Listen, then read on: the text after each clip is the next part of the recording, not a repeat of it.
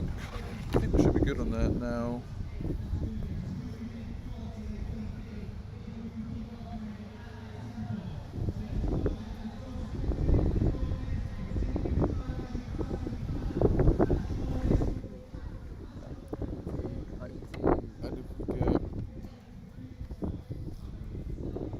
Okay, so where is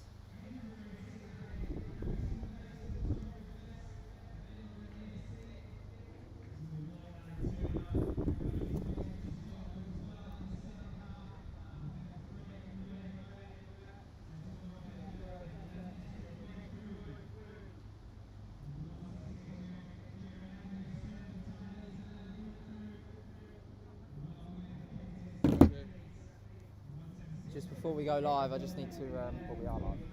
Confirm live, yes.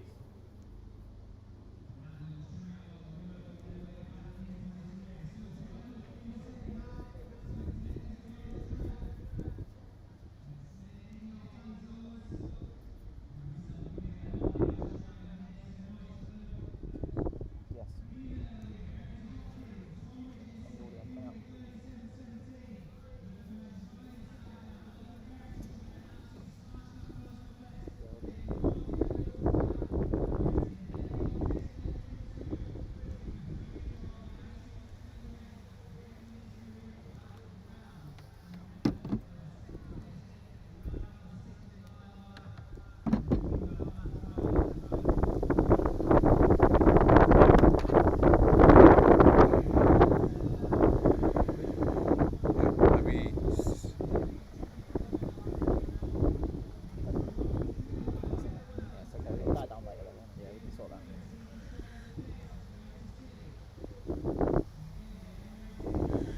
That's going up all right.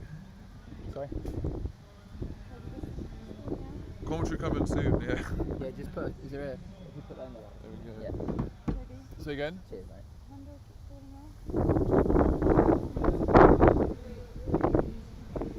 Okay, we will sort that out.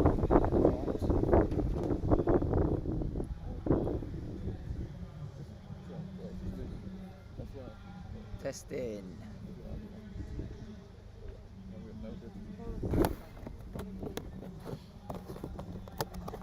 Okay, please bear with us if you are tuned in. If you are listening, could you please drop us a comment in the chat just to confirm that the audio is all okay?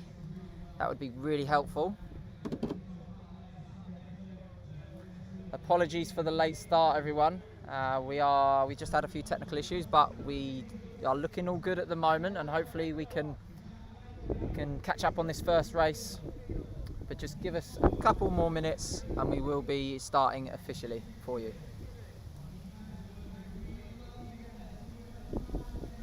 Sounds great.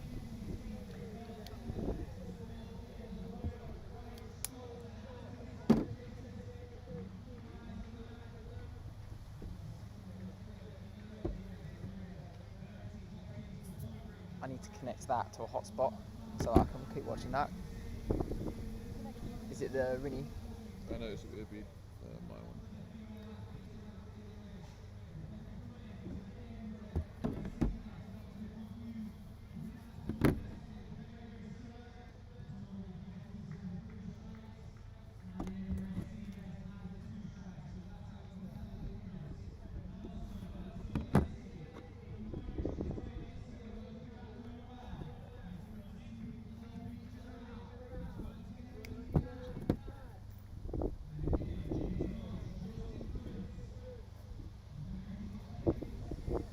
Good evening, ladies and gentlemen. This is your commentator for the evening, Lloyd Kempson, coming in live from Waltham Forest Feel Good Centre in Walthamstow, London. We are now live. We are a little bit late, but as they say, good things come to those that wait, and we have finally arrived. This is Fast Friday. This is Friday, and it's going to be fast, that's for certain. As we've got race one off and away in front of me. We are over halfway. We're about 7 kilometres into the race as we speak. Unfortunately, we did miss the start of this race, so we may need a couple of laps just to catch up, just to get an idea of who's who and who's running well, etc. But thank you for your patience, and yeah, this is it. Welcome to Fast Friday. If you are listening or you are watching from anywhere in the world, please do get involved in the live chat. Please do let us know where you're watching from, and please do fire through any questions, and we will give you a shout out and answer them as best we can. I will be joined later this evening with my co-commentator for the evening, Alfie Manfort from Trackstaa, who has very gratefully let us stream through their YouTube channel, and we will be bringing you the runners and riders for the races tonight. There's 5 races in total. This is race 1, and we will be finishing off with the 2 elite races, which incorporate the England 10,000 metre championships. We have the men's race and we have the women's race later on this evening. The women's elite race will kick off at 11 minutes past 8, and the men's elite race will kick off at 8:48. But back to the action on the track. I speak for the many when I say that it's great to see track action back in front of us. Domestic track action, you can't beat it, and it's great to see these runners getting after it for 10k. So when we talk about weather conditions, it's a little bit crisp up here on the embankment, that's for certain, but we're looking at about 20 degrees. It is quite breezy here, so the runners out there may be a little bit exposed with 25 laps of running, but this field is very much already spread out quite well.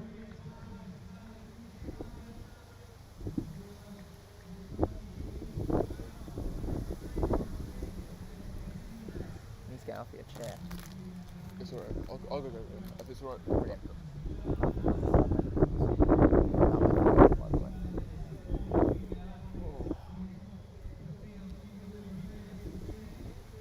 What I could do with? Can you tell me the leader, the bib number of the leader? Yeah, sure. Is it? It's them guys, isn't it? There. No, isn't it? Yeah, I think so. And how many laps are left? Ideally, Lewis will tell it. 187.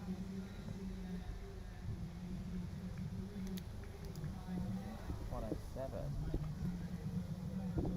I ain't got mine. I'll jog down to see the lap. Okay, number 187 just passing in front of us here. That is Jack Whitebury, who's just come round in front of us here in front of the commentary gantry. Tucked in behind the pacemaker. All of our pacemakers are wearing SOAR vests tonight, very gratefully sponsored by SOAR. They have supplied us with the pacemaking kit tonight, so big up the team at SOAR, Rob Wilson and the team. Thank you for your support. Wouldn't be able to put events on like we've got in front of us without your help.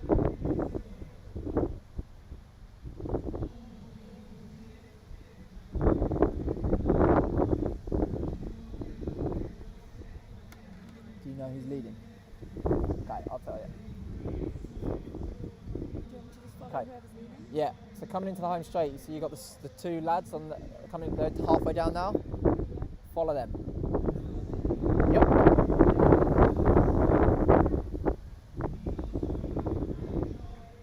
All right, back to the front of the field.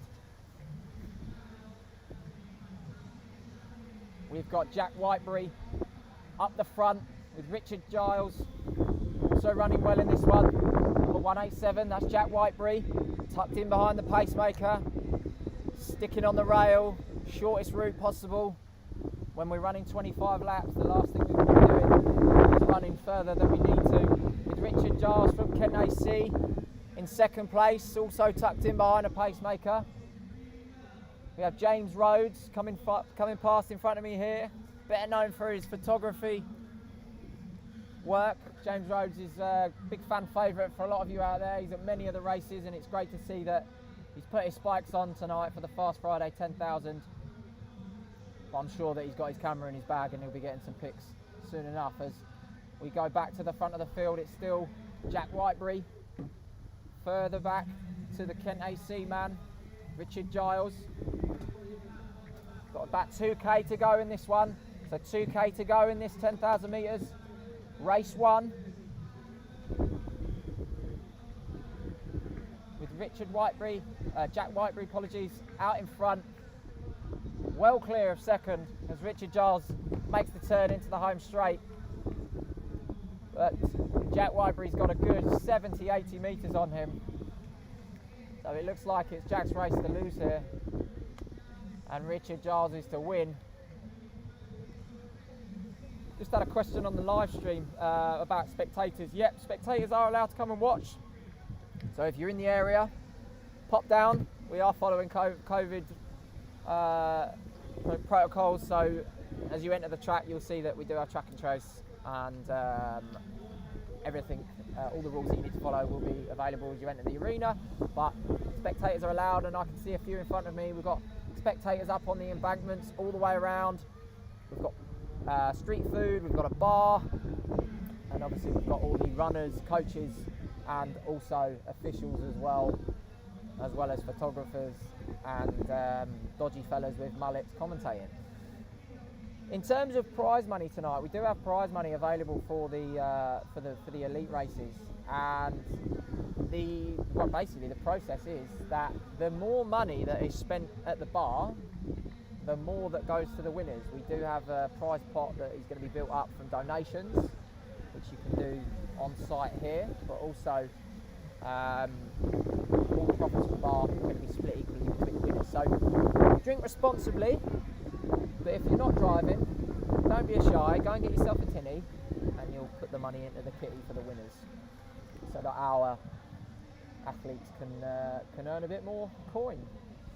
As back to the front of this race, that's what we're here for, not to hear me talk about beer all night, as much as I know you want to hear that. Jack Whitebury still out in front. Pacemaker is now dropped out, giving the responsibility to Jack now to win this race, as Richard Giles comes in front of me here. He's still got a pacemaker.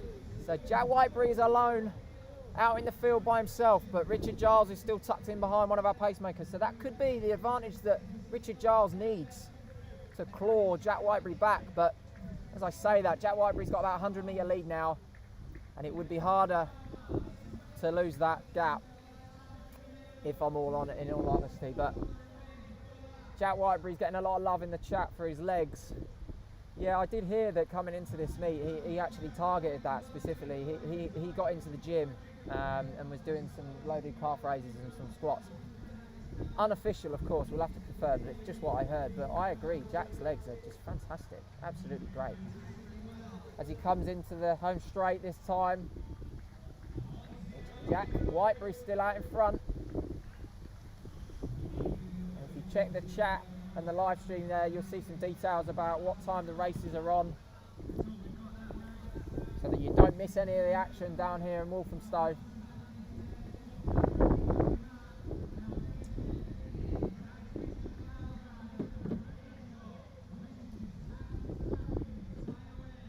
Richard Whitebury passing us in front of the commentary gantry, still looking strong, still holding his form. About 50 metres back, it's Richard Giles. I feel like he's starting to claw that gap and make that gap a little bit closer than it was than the previous lap.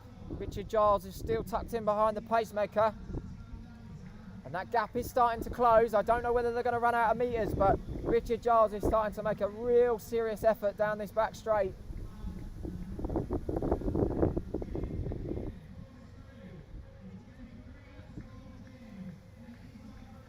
Jack Whitebury still out in front. It's been a lonely race for him since the pacemaker's pulled out. I can only sympathise with him. Rather you than me, mate. But fair play, 25 laps is no easy feat. As he turns this final turn into the home straight.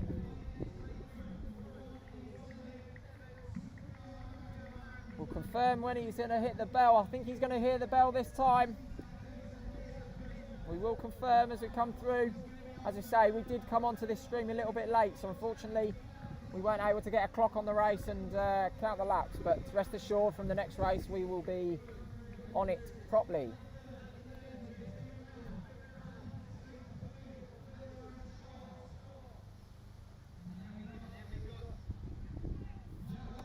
We're all good. Yeah. Cheers, mate. Appreciate that. That's good, man. Sorry about the It's all right. breakdown. Yeah, but yeah, we'll have clock and we'll have we got the start list ready for the next race, so we should have what? we have a start list and a clock for the following races. Oh, on the screen? Yeah, yeah. Oh, mate, amazing. That's why it's so frustrating that we couldn't get I know I've done so much fucking prep for this. No, but it'll come good, man. Yeah, yeah. 65 people watching, so won't worry. Yeah, we got the stats here. Okay, great. All right, sports fans, I'm just getting confirmation that for the next race we will have some start lists coming up on the screen, and we'll also have a clock on the screen as well. So we'll be able to keep you guys updated with splits, lap counters, you name it, we'll be able to give you it. So Jack Whitebury coming into the home straight this time. He is going to hear the bell this time. I have confirmation that someone is definitely going to ring that bell, and he's going to have 400 metres to run. And he's still holding that 50-60 metre gap on Richard Giles. As we've surpassed 60 viewers on the stream. Great to see, it's Jack Whitebury, hits the bell. Richard Giles approaching now. It's Jack Whitebury, number 187, pushing on round this bend. He's going to hit the hammer net with 300 to go.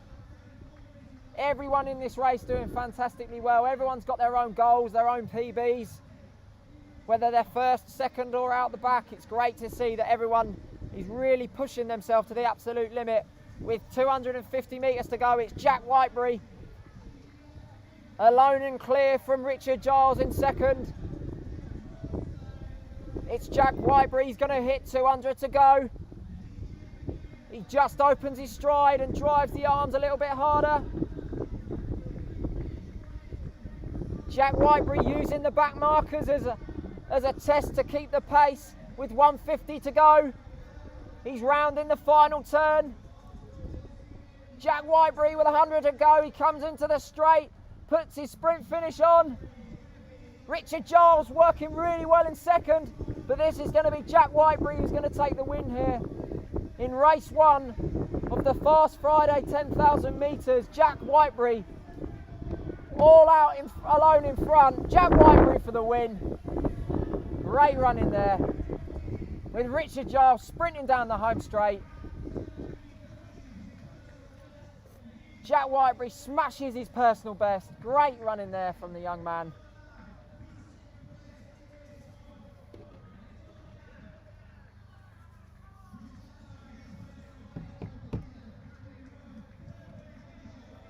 As the rest of the runners come down the home straight, giving it their absolute all.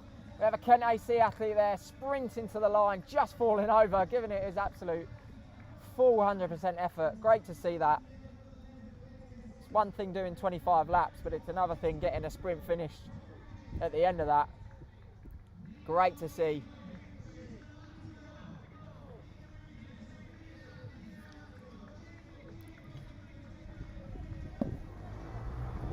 Our early leader, James McKinnon's coming down the home straight. If you watch the comeback 5,000 metres, you would remember James McKinnon was the winner of one of our 5,000 metre races, and tonight he's run fantastically well there, sprinting through the finish line. That's a world best for his category. We've just had confirmation that James McKinnon has run a world best for his category there. The para athlete, what a run there from the young man.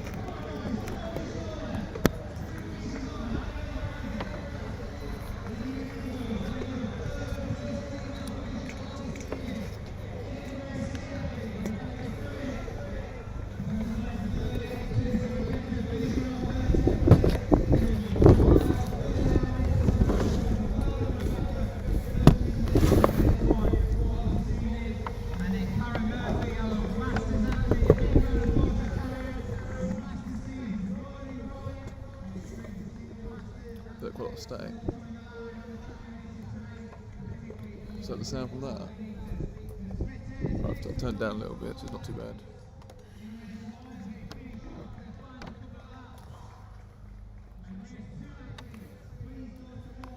Yeah, that's picking you up sound.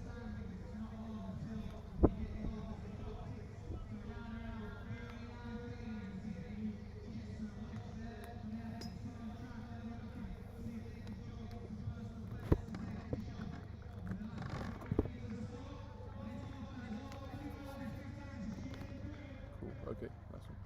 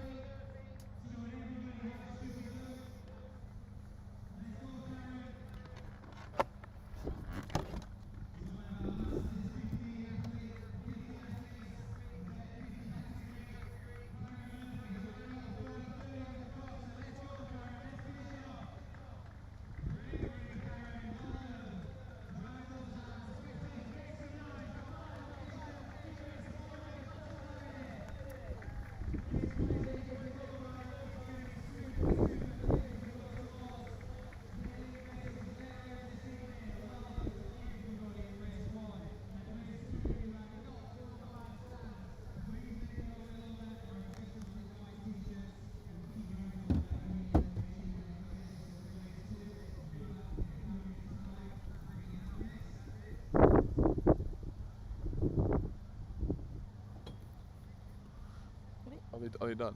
Yep. Transition. On camera? Yeah. Oh. Makes your arm ache. Great job. Sorry, I abandoned you then. I was like, we're live! Gotta get this in. Alright, wait a second. Alright, let me.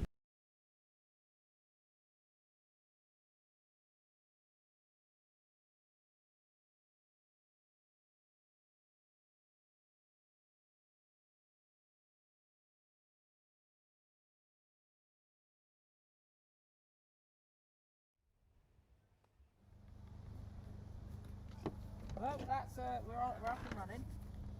Great job, Alright, team. Alright, cool. So, Alfie, mate, I think this one should be up and working for you. Hey, here he is. You switched into commentary mode so quick then. You sat Mate, down your and you were quality, like, that was right. so good. That's how I talk all the time. Alright, fingers crossed both of you pick up. I think well done. Oh, why is it still doing that? Oh, I turned it back up.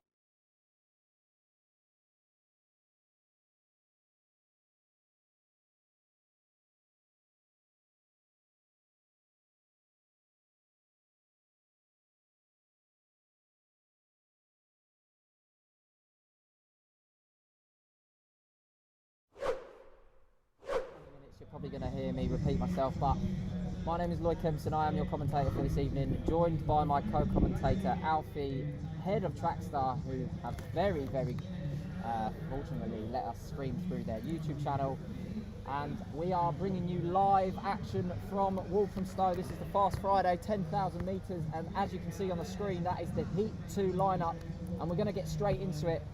From the inside out, we're going to go Tom Marshall from Kent AC, Carl Wellborn out of the Brat stable, Thomas Almond, Sean Fitzpatrick, Jeff Cunningham from Hernhill Harriers, Greg Duval, Callum Gillette, I'm going to go Gillette, there we go, Gillette. Buzz Shepherd, Peter Mackerel, Nick Shasher, Timothy Bowen, Robert Eason, George Suthon, Joe Hartley from Kent AC, Matthew Sharp, Nick Impey, Joe Viz and Martin O'Connell. Rounding off the field in Heat 2 of the Fast Friday 10,000 metres. Just want Alfie. to make sure my mic's working. Is Alfie's audio working? Not yet, That's no. what we want to know, people. We're trying to get Alfie connected, set up, so we can bring you his soft soothing voice alongside mine. Apologies for being late, guys. Apologies for the technical errors and issues and whatnot. But this is all the highs and lows of live streaming an event. Sometimes it doesn't go smoothly, but we are here, we are live, and we have audio, and we have a live stream. So we are going to bring you the best action we possibly can, as the runners are now under the starters' orders. I'm going to get this heat 2 underway any second. We'll run through the field and the prominent runners as they come round. And we are away, ladies and gentlemen, in heat 2 of the Fast Friday 10,000 metres down here in Walthamstow, as our pacemaker in the saw kit hits the front straight away with the Kent AC athlete number 134, Sean Fitzpatrick, straight to the front, tucked in behind the pacer. But luckily the sun has come out for heat 2. Heat 1 was a little bit overcast. I was worried it was going to start raining, cats and dogs, but heat 2 is nice and sunny now. Those clouds are starting to disperse, which is nice. It is quite windy down here. I'm not too sure what it's like down on the track, but we're up on a raised embankment, so I'm not too sure whether we've just got the brunt of it. But if I'm honest, if I was out there racing tonight, I wish I was, I'd be pretty happy with tonight's conditions. So far so good. As the runners round the turn for this first time, they'll see number 24 on the lap counter. Not too far to go, guys. 24 laps of track action to come in this one, with Sean Fitzpatrick, our active leader, behind the pacemaker. We'll run through some other runners round in front of us.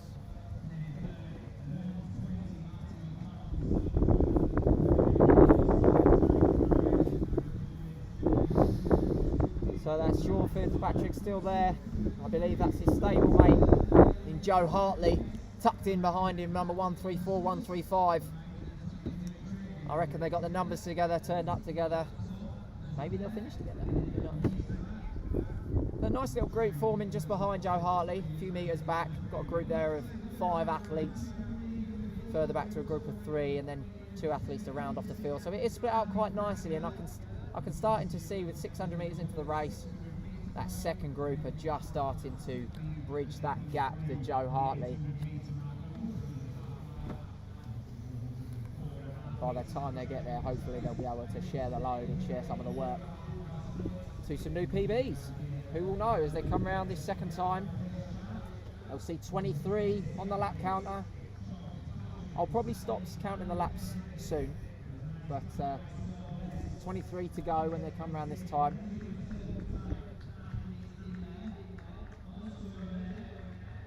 We will bring you the winning time of race 1 and some results as soon as we can.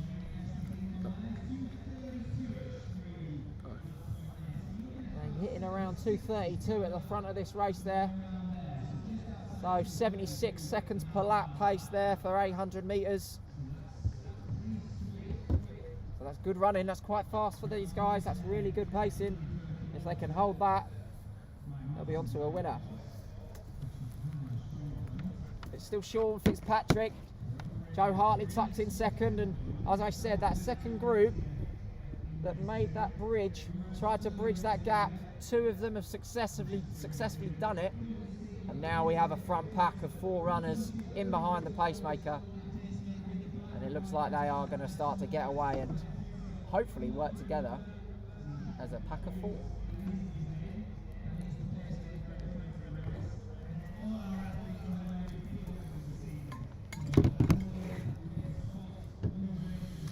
Later this evening, ladies and gentlemen, we do have our 2 elite races. We have the women's elite race that's going off at 11 minutes past 8. And we have our men's elite race to finish the programme at 12 minutes to 9. Both of those races are incorporating the England Championships. So we've got some really competitive start lists later on tonight. Some of the fastest runners in the country are going to come down here and battle it out for the title. And there is also some prize money up for grabs as well. Now the prize money is an interesting one. Every race event and meeting does it differently, and tonight you're not The working. more That's money not that right. is So- spent at the bar, The only way you can do both is the if you more use this one, we profits that shared are it. made, Yeah. the Okay. more That's money right. that is If going to you go go to for the that next winners race. of those two elite athletes. So if you happen to be here watching the stream whilst you're here, or if you happen to be on your way here, please do drink responsibly, but don't be shy. Go get yourself a punk IPA, spend a couple of quid, because it's going to go to a good cause. It's going to help one of our athletes that do get the win tonight. I will definitely be making an investment in that bar momentarily. But back to the front of this race, this is what we're here for. It's 4 athletes out in front, tucked in behind the pacer. We've got Sean Fitzpatrick from Kent AC, his stablemate in Joe Hartley, and I will confirm who the other 2 runners are as they come round in front of me this next time. I think we've got Robert Eveson from St Mary's and Richmond Athletics Club bringing up the rear of that front group in the blue and white squares, almost like a jockey singlet in the Grand National, that one. Yeah, I do believe that is Robert Eveson at the rear of the field there in that front pack. The Serpentine athlete just in front of him, that's George Southon. So we have Sean Fitzpatrick followed by Joe Hartley from Kent AC, Serpentine athlete in George Southon, and Robert Eveson from St Mary's Richmond Athletics Club. Bringing up that front 4 who are now away and gone and have 30 or 40 metres or so to the chasing pack as we tick over 5 minutes and 40 seconds there for the leading pack. And we'll keep you updated on some splits. We've got a lot of love for Sean in the chat. Good to see Finn joining the live chat. Good to see you getting involved, Finn. And these lads at the front, I think that's Sean Fitzpatrick sticking on the heels of the pacer. There's a little bit of a gap there just back to Joe Hartley. So I don't know whether Joe Hartley's feeling it a little bit this early. Long way to go in this one, so maybe he's just gauging his effort accordingly so that he doesn't spill all his beans in the first 3K. As they come through the bell there in 6 minutes 20 seconds. And it's still our 2 Kent AC athletes out in front. Hartley's made a bit of a move there to tag on to Fitzpatrick, and subsequently that gap back to George Southon from Serpentine has started to appear, and hopefully over the next 400 or 500 metres he can bridge that gap and gradually work his way back onto the shoulder and into the slipstream of Joe Hartley. But it's a great atmosphere down here. We do have spectators that have come tonight. You are allowed to come and watch, all within the COVID guidelines, and we will be enticing our fans later this evening for our elite races to come down into lane 3. Lane 3 beer and cheer, made famous by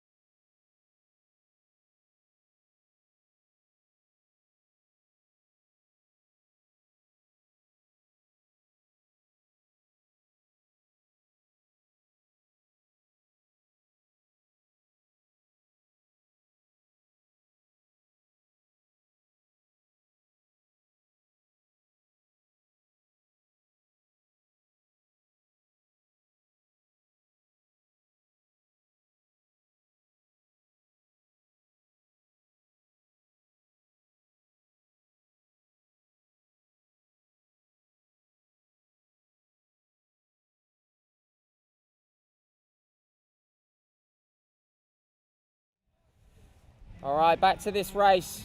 We still have Sean Fitzpatrick out in front, couple of yards back to Joe Hartley, and these two have really set their stall as we head 30 or so metres back to the St Mary's Richmond AC athlete, Eveson and Suthon from Serpentine. But Hartley and Fitzpatrick are really working together. Maybe they train together, I'm not too sure. If you can let us know in the chat. But the Kent boys are really taking this race by the scruff of the neck, and I'm sure that a lot of you watching run for your retrospective clubs. And just as I say that, I was going to talk about the camaraderie in clubs. Sean Fitzpatrick has pulled the plug on the race, and he has ended his night of racing. I hope he's not pulled up with an injury. I hope he's all okay. He does look quite frustrated there. I'm not sure whether he's too fatigued or he's holding his calf there. Maybe he's got a bit of a problem with the calf, but that's a real great shame. He made a lot of the early running there, and he actually was setting us up for a really nice contest between him and his stablemate Hartley. But hopefully he's all okay. But back to the front of this race, ticking over 10.50 there for Joe Hartley, who has almost seen his stablemate pull out and got right on the heels of the pacer there. So he looks like he's confident, he looks like he's fit, and hopefully he can come home in a personal best. But it's going to be a tough ask when this pacer drops out, with Sean Fitzpatrick now not in the running. Could be a lonely race, and that could then open the door for Eveson and Suthon from second and third place to come back. So are we on 9 laps now? Is that right? Yes, Alfie, and welcome to the live stream. It feels good to be here. Hopefully it's working absolutely fine. And sorry if I sound weird because I've never done this before. So I just got to get that out there now before I sound too stupid as we get on. Honestly, mate, you sound great. I mean, I say that, I sound quite sarcastic there, don't I? No, genuinely, you do sound great, and thank you for being here, mate. You know, it's tough commentating a 10k by yourself. I mean, I can talk for England, but even I get bored of my own voice. But great to have you here, mate, and great to have your insight as well. For those that are listening who have no idea who you are, tell us what you do, tell us who you are.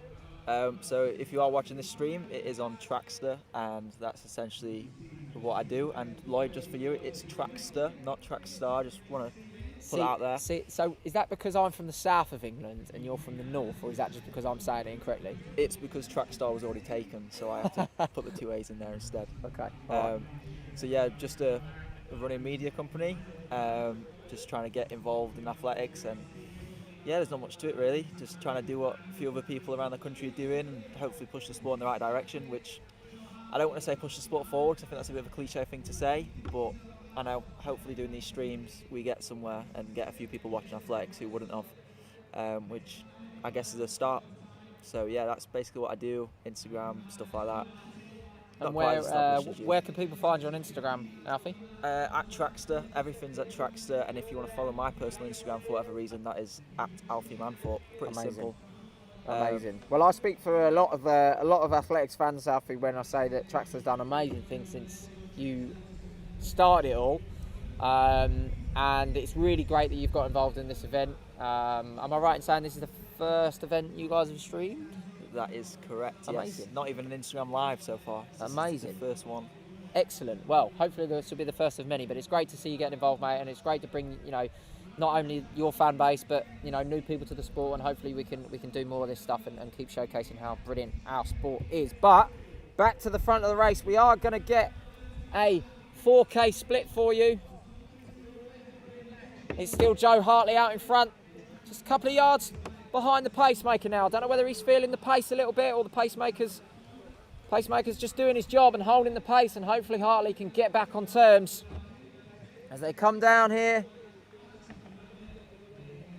This will be 4K. I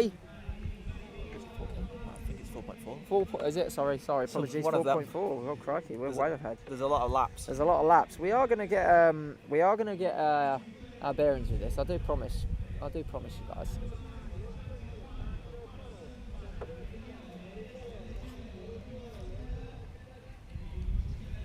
So on the clock we are 14:21. It's still Hartley. He's rounding that back straight now, chasing our pacemaker. When we get our next split, we will confirm what time that these athletes are on for, with Hartley way out in front. can see a lot of lads from our London Inter clubs in front of us. And just before Sean Fitzpatrick pulled out, I was just going to talk about the camaraderie between a lot of these clubs based in London, as is with many clubs around the UK, but especially in this part of the world, there are a lot of clubs around here, and there's a lot of really, really good ethos that comes out of these clubs, and there's a lot of friendly rivalries between your likes of Highgate, South London Harriers, Hercules Wimbledon every now and again, Belgrave Harriers. We also have Kent AC, who are very prominent in this race, and it's really good to see that they come down, they support their local races, and I'm sure they've got their own little battles between athletes they know and secretly want to beat.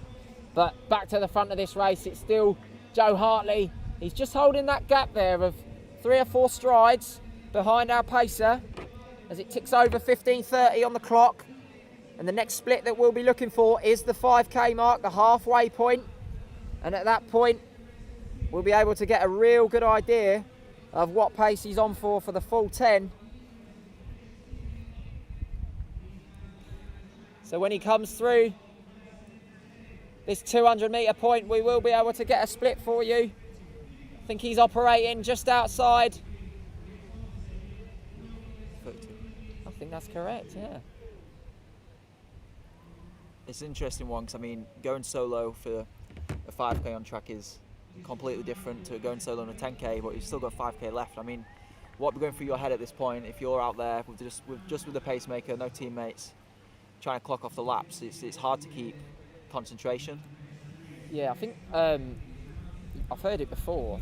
When people talk about the marathon, they say about getting bored before you get tired, and that's probably what I would be doing right now in the 10k if I'm Joe Hartley. I'd just be basically forget about how many laps are left and just focus on keeping the tempo and keeping the pace on and just settle in and lock in. Absolutely. I think he's getting helped now. I think when you can target some people who you're lapping, even if they're in a completely different race to you, it sort of gives you that motivation to carry on and keeping your rhythm, because one thing you don't want is sort of just feel like you're in the middle of no man's land running, and at least the pacemaker's still in there, because God, if I was there with 4.5k to go by myself, I think I'd have already pulled out by now, as people might know my history of 10k races.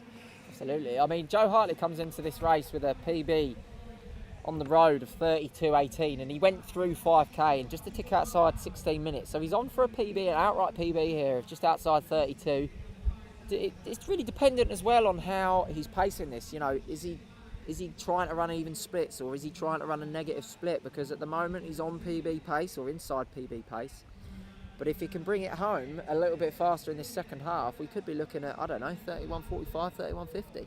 Yeah, I mean, over a 10k, you can definitely close fast to even the last lap. If you drop like a 70-second last lap, you're talking like an extra 10 seconds there. So, I mean, if you've got something, and I mean, after a 10k, it's hard to tell if you've got a bit of spark left, but if you do, you can take a lot off your time in that last kilometre.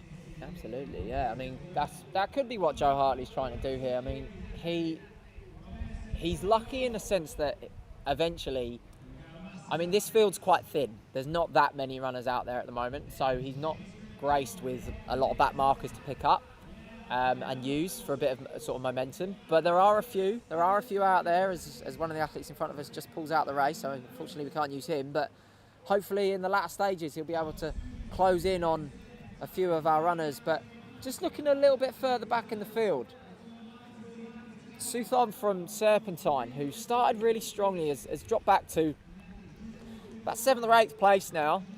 But further up in 2nd place is Eveson from St Mary's Richmond AC. Now, he is a good 100 metres behind our leader, Joe Hartley, but he's a good 30 metres clear of the group behind him. So he's running his own race. And 100 metres sounds like a long way, but in a 10k for Joe Hartley, who's going to be alone very soon when the pacer drops, that could leave the door open for the second place athlete, to Robert Everson, to sort of close that gap and make it an interesting last couple of laps. But I don't know. What do you reckon, Alfie? I mean, in a race when you're so far out in front, how does that feel? Like, what are you thinking at this point? So obviously we talked about his road PB a bit ago, and I think that's where the different beast of the track comes in. When you're solo clocking off the laps on the track, it's so mentally draining that if you haven't got that little bit of extra fire in you, it is hard to keep going. So, I mean, he's still looking good. He seems to get dropped occasionally from the pacemaker and then come back onto it. So it'll be interesting to see what happens because, I mean, at the minute he's still moving, I'd say, quicker than anyone else in the field. And with what, 3.5k to go, something like that. I mean, you've done 7. You know you haven't got that long left, and I think that mental toughness and sort of, you know, training for this moment, you're gonna know it's gonna hurt, and you're gonna be able to push through it. I think so, especially since he's still on for a PB by the looks of things. I think he's gonna pull through and carry on clocking off the right splits. I hope you're right, mate. You are right in the fact that he's dropped off the pacemaker here and there, but as we look at it in front of us, he is right on the tail of that pacer. You couldn't fit a cat's whisker in between the spikes of the pacer in front of him and his chest. I mean, crikey, he is right on there, tucked in behind the wind, no wind, slipstream, shortest route, best place to be for the leader. And looking back to second place to Robert Eveson, he has now opened up a gap over that last 600 metres since we last spoke about Eveson. Eveson does now start to look a little bit laboured, and the athletes behind him in 3rd and 4th are closing that gap. So again, Joe Hartley, he's away and gone, and he looks like he's controlling this race from the front. And you talk about his PBs. He ran a PB this season actually of on the 5k on the road, as he ran 15:23, but he's got a best of 15:19 for the 5,000 metres, and that was a good 3 years ago. So he's shown good pedigree at the shorter distances. So, you know, if it did come down to a kick, if he found that an athlete was starting to close in the last mile, he might be able to hold them off. But so far, so good for Joe Hartley. Yeah, I'm just interested to see how the 2nd and 3rd runners are sort of, because as soon as they go past 2nd at the minute, it's a long way, because at the minute they've been able to chase people and claw people back. So it's going to be interesting to see if that big gap is a factor in terms of mentally closing on people, because Joe Hartley's obviously well clear now. He's carrying on moving away, and I mean it's his race to sort of lose now, isn't it? Yeah, no, you're totally right, Alfie. You are right, mate. As we tick over 22 minutes on the clock, he is well into his 6k now. Joe Hartley still there with the pacemaker, a couple of metres behind him. Pace is doing a great job here. I'm not too sure how far Paces have been asked to go, but it's great to see that our Paces are going well into the second half of this race and really doing a great service for the men and women out there. He's dropped off that pacemaker again. It always seems to be every few laps he just sort of loses distance to that pacemaker and then always seems to claw it back. But no, you're so right. I mean, I'm hoping that the pacer is just remaining consistent with the pace, and he's not sort of running in fits and starts. But it's good for Joe Hartley to have that in front of him. You know, he might be 10 metres behind, but it's good to have that target to just mentally keep you stimulated in such a long distance event. And, you know, 25 laps of the track is monotonous. You know, it's tough on the mind as much as it is on the legs and the body. So to have that pacer there, and just as I say this, Hartley is now rallying again and almost closing that gap on the pacer. So he's clearly confident that he can maintain this pace. And he's now 115, 120 metres clear. So I'm confident on putting my neck out on the line to say that Hartley's going to take this one. What do you reckon? As you've said that, we have got a new 2nd place who seems to be rallying quite a lot. In that neon orange vest. I'm going to wait till he comes around in front of me and we'll get the number on that.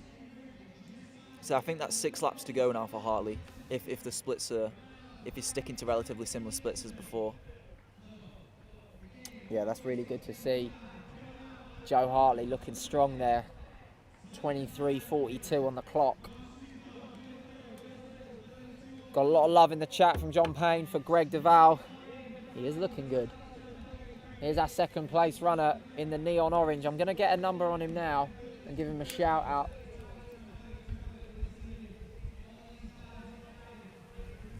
Ben Goddard, by the looks of things. We're looking at that, and that's Ben Goddard. Number 146, the Vet 35 in 2nd place. Ben Goddard making a real charge down that back straight, and he's putting serious time into the 3rd and 4th place. And is that going to bring him back to Joe Hartley? Not as of yet, but we will see. It's hard to tell because that gap's looking about 105, 110 metres now, and I think at the peak it was probably more like 140. So yeah, it will be interesting to see if you can close, but it is a big difference, and I don't think really when you're chasing that much of a difference, it's going to help you mentally that much. So it's a bit of a solo run for home from pretty much everyone in this field now. It's pretty spread out. No, it's really good to see. I think what I love about these races, not necessarily just the 10,000 metres, but these domestic races, is that you've got 15, 20, 25 athletes out there, and you've got more than just the leader. You know, the lads in second and third, the women that are in the middle of the pack, you know, even the people that are bringing up the rear, they've all got their own PBs, they've all got their own goals, and they've all trained really hard for this specific race. So that's what I've noticed from these domestic races, is that, like, the leader may have finished a lap ago, but every single person is sprinting for the line because they want that PB or they want that target time, and that's what we're seeing in front of us. You know, these athletes in 5th and 6th, are they going to win this race? Maybe not, probably not, but they're going to give it their absolute all to the finish, and I hope they're really rewarded with what they've come here to achieve tonight. I think that goes back to what you were saying earlier, where you've sort of got like team rivalry. Even if people aren't in the same race tonight, if someone's trying to beat a PB, and let's say someone beats it by 10 seconds and the other person beats it by 20 seconds, I think over the 10K it's such a prestigious event. What's common around the globe, we're talking probably the mile, 5K, 10K and marathon are sort of these popular distances. I feel that everyone in this race will be having an individual target, and I think that does actually help quite a lot when you're sort of seeing the splits and trying to click off the times. No, you're so right, mate, you're so true. Back to the front of this race. This is when I start to get excited, when I'm commentating that last mile. Joe Hartley still there, still out in front, still 10 metres just behind the pacer. Pacer's looking at his watch, maybe just waiting up a little bit for Hartley, but he's still way out in front. This is fantastic running. And you've got to remember, looking back at the start of the race, Sean Fitzpatrick was our early leader, who unfortunately had to pull up, I think with a suspected injury, and he only made it about 2 or maybe not even 3K, I'm not too sure, but Joe Hartley's been out in front for a good 15, 20 minutes. You know, it's a long time to be out there, excuse me. And moving back to second place is Goddard, and Goddard is starting to close in that gap. That gap for me now is 80 metres. So over the last 2 laps, I reckon he's taken 15 or 20 metres out of Hartley, which isn't anything drastic. But as Alfie mentioned, you know, in the 10K, you can easily close quicker than you've been running the other 24 laps, and really shave some time off your finishing time. But still Hartley rounding the turn this time as we tick over 27:20 on the clock. Just going back to the first race as well, I was obviously coming down to this event, first time being here, I wasn't expecting it to be such a high calibre. Like when you see race 5 of 5 different 10K events and seeing a world best get beaten and people running, like I think only one person in the field ran over 40 minutes. I think that's, for just a random Friday night on a track, it's pretty insane to see. So I'm excited to see what the other races hold as well, especially, I mean, this race in the 32 minutes for the second race of the evening. That's really good standard. I've just had a message actually. You know, we are here for the Fast Friday, but if you are an athletics fan like us, you'll love to hear about the Diamond League, which is happening in Monaco. I've just had word that Laura Muir has just run 1:56. And also, while we're on, well, both 1500 metres have just been ran, and I believe that Mohamed Katir of Spain also ran 3:28 in the 1500, and he's a 5,000 metre runner. Wow. Back to Laura Muir, 3:56. Shall I check the results now to see where that check places the results. Well, if this is true, she's just pulled out of the Olympic team for the 800 metres and then just gone run 1:56. So, not too sure how that's going to go down at British Athletics HQ, but what a run there if that is true. But back to the Fast Friday 10, that's why we're here, that's what we're here to love, and it's Joe Hartley out in front, rounding the turn into the home straight, and give it an hour or so, and that's where the spectators are going to be. I'm just getting the results in front of me. Wow, Laura Muir and Gemma Reekie both ran 1:56. That is so good to see from our British girls. Whew. And to think Keely Hodgson beat them both at the championships. I know, crikey, yeah. I think she's just beat my PB, Laura Muir. God, couldn't let me have that one, could you? Anyway, Joe Hartley still out in front. 29 minutes and 7 seconds on the clock. He's coming down now to the final stages of this race. Whew. Yeah, this men's 1500 metres at the Monaco Diamond League was certainly hot. Stuart McSwain runs a new Australian record. Great to see there. I had a coffee with Stewie this week, and I said, do you think you'll break the Australian record? And he said yes, and there you go. Yeah, them times are seriously fast. If you get an opportunity, guys, go and check out the results from the 1500 metres at the Monaco Diamond League. Not too shabby. But can they do it down here at Walthamstow? Probably, but they're not. Joe Hartley is. So Joe Hartley is out in front, and this is going to be his to lose as we hit 30 minutes on the clock. Excuse me.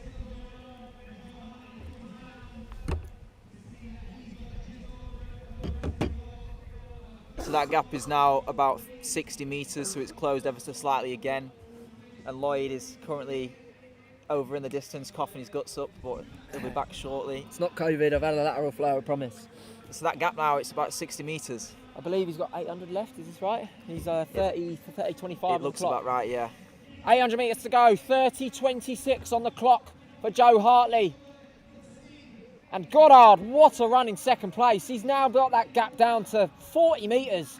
So Goddard has got 2 laps to catch Hartley. And I tell you what, I fancy Goddard here. I really fancy Goddard to close this gap, because Hartley, look at the facial expression. He is hurting out there. And Goddard's looking good in his stride. He's looking relaxed in the shoulders. I feel like if you're Goddard here, you've done all that work to get this far, back to Jack. Absolutely. It's going to be interesting, because you're going to have that extra oomph on that last lap. And I mean, the gap, 50 metres or so, still probably a bit too much, but anything can happen. I mean, if Goddard closes quickly and Hartley's hanging on, then it's going to be interesting. Yeah, it is. And Joe Hartley now, just as I say that, I can in that last 100 metres, he's really opened his stride. And he is flying around this top bend. Joe Hartley rounds the turn into the straight. 31.30 on the clock.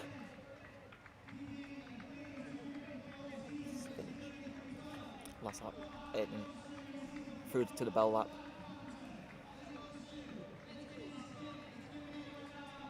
.31.47 as he goes through there.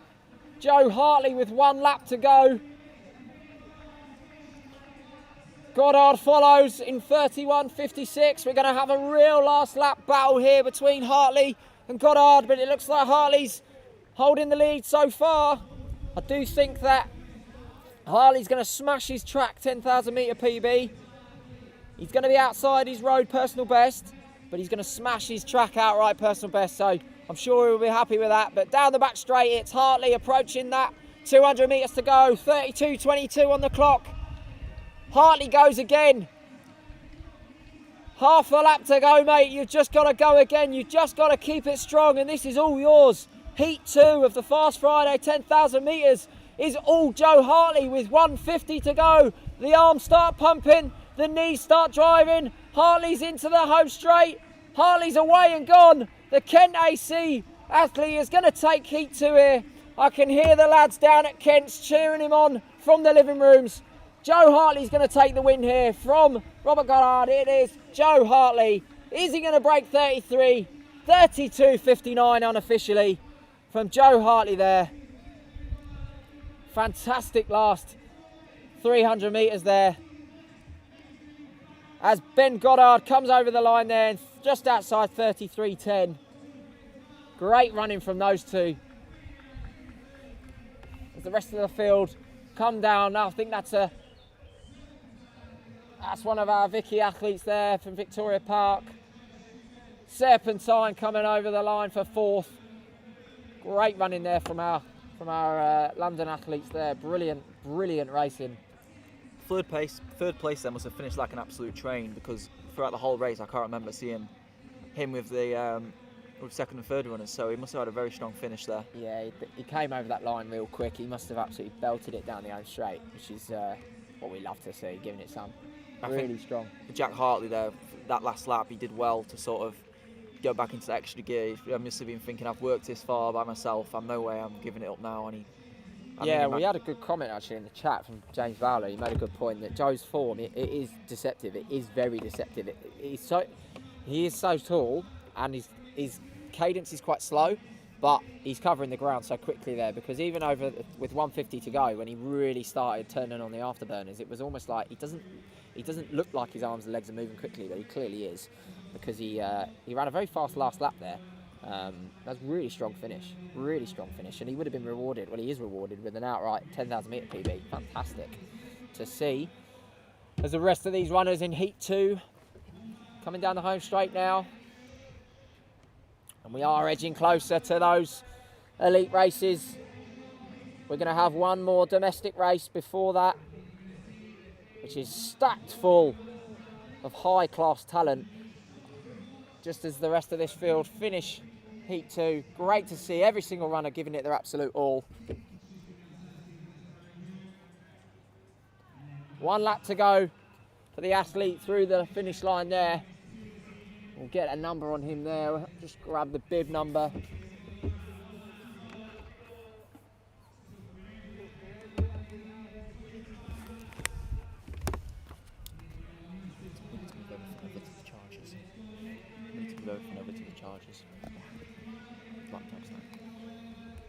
All right, ladies and gents, we are going to be back in a couple of minutes for race 3, but on screen.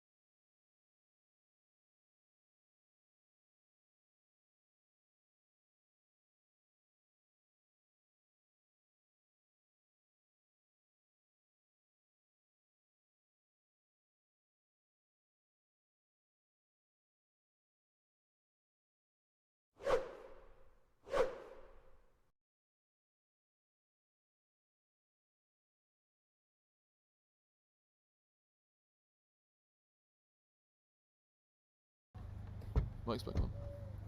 All right, ladies and gents, we are back live from Walthamstow for the Fast Friday 10,000 metres. This is race number 3. Some serious talent in here. As I run through the runners from the inside, we have Nick Dawson. Outside him, Alex LaPetra from Highgate. Very talented long distance runner with a PB of 30.31. Next along, we have Damien Nevins, Freddie Slemek from Hercules Wimbledon, Aaron Scott from Lincoln Wellington, Seifu Jamal, Jim Alchin, Sean Renfer, John Eves from Bedford and County, Andrew Watt, Will Green, Paul Martinelletti with a PB of 29.59. We also have Ash Harrell from Highgate, Noah Armitage Hooks, Chris Wright, Paul Graham, Ben Cole, Rob Elmore and Ross Braden to round off the field of Heat 3 in the Fast Friday 10,000 metres.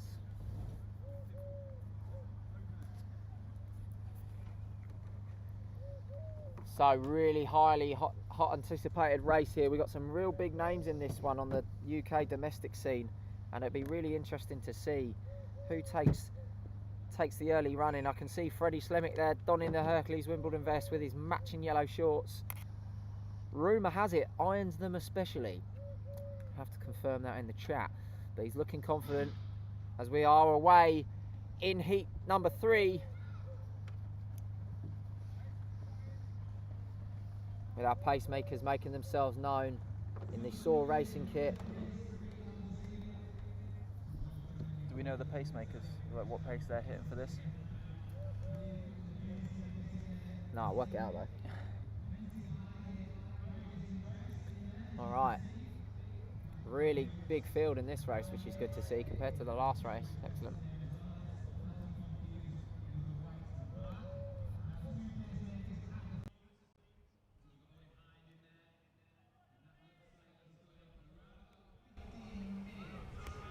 It's a 30-minute.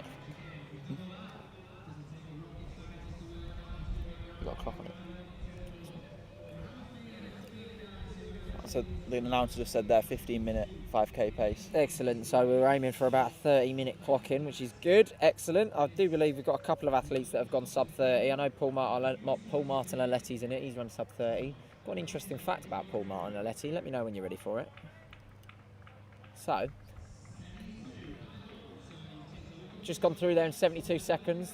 That's Ben Cole from Tonbridge way out in front. Our pacemaker there is Owen Hind, who's he's a sub 14 5k man himself. It's good to see him down here pacing, but Ben Cole's making the early run in. Yeah, Paul Martin-Aletti, I'll just find him in the field when he comes around next time. He's actually, I believe, he broke the world record for the fastest marathon wearing a Spider-Man outfit. And what was that? Do you have that off the top of your head as well? It weren't bad. It was really fast. I'm going to go. It was like, I don't know, 2:30 odd maybe. I think I might have seen that actually. It weren't that. I think it was like the week after he ran like a sub 2:20 or something. It was ridiculous. Yeah. Just had confirmation that Freddie Slem does actually fold his dirty laundry. So that's why I'm here. That's what I like to hear. I like to know about people's laundry, clearly. But yeah, no, good to know that about Fred, and I'll be sure to confirm that in the post-race festivities. But back to the front of this race, Ben Cole is taking it by the scruff of the neck. He's out in front by himself. He's got about 10-metre gap, maybe not that much, maybe 5 metres on the rest of the field here. As they come through there, looking very, very strong and controlled, which you would obviously hope to expect at this point. But Ash Howell there, wearing the Highgate vest, formerly Norwich, now donning the white and black stripes compared to the yellow and orange stripes, I guess they are, of Norwich. Ross Braden I can see tucked in there too. But this race is going to be interesting. We're going to see if they can clock inside 30 minutes. It'd be great to see. Just going through the first K marker there. Fantastic.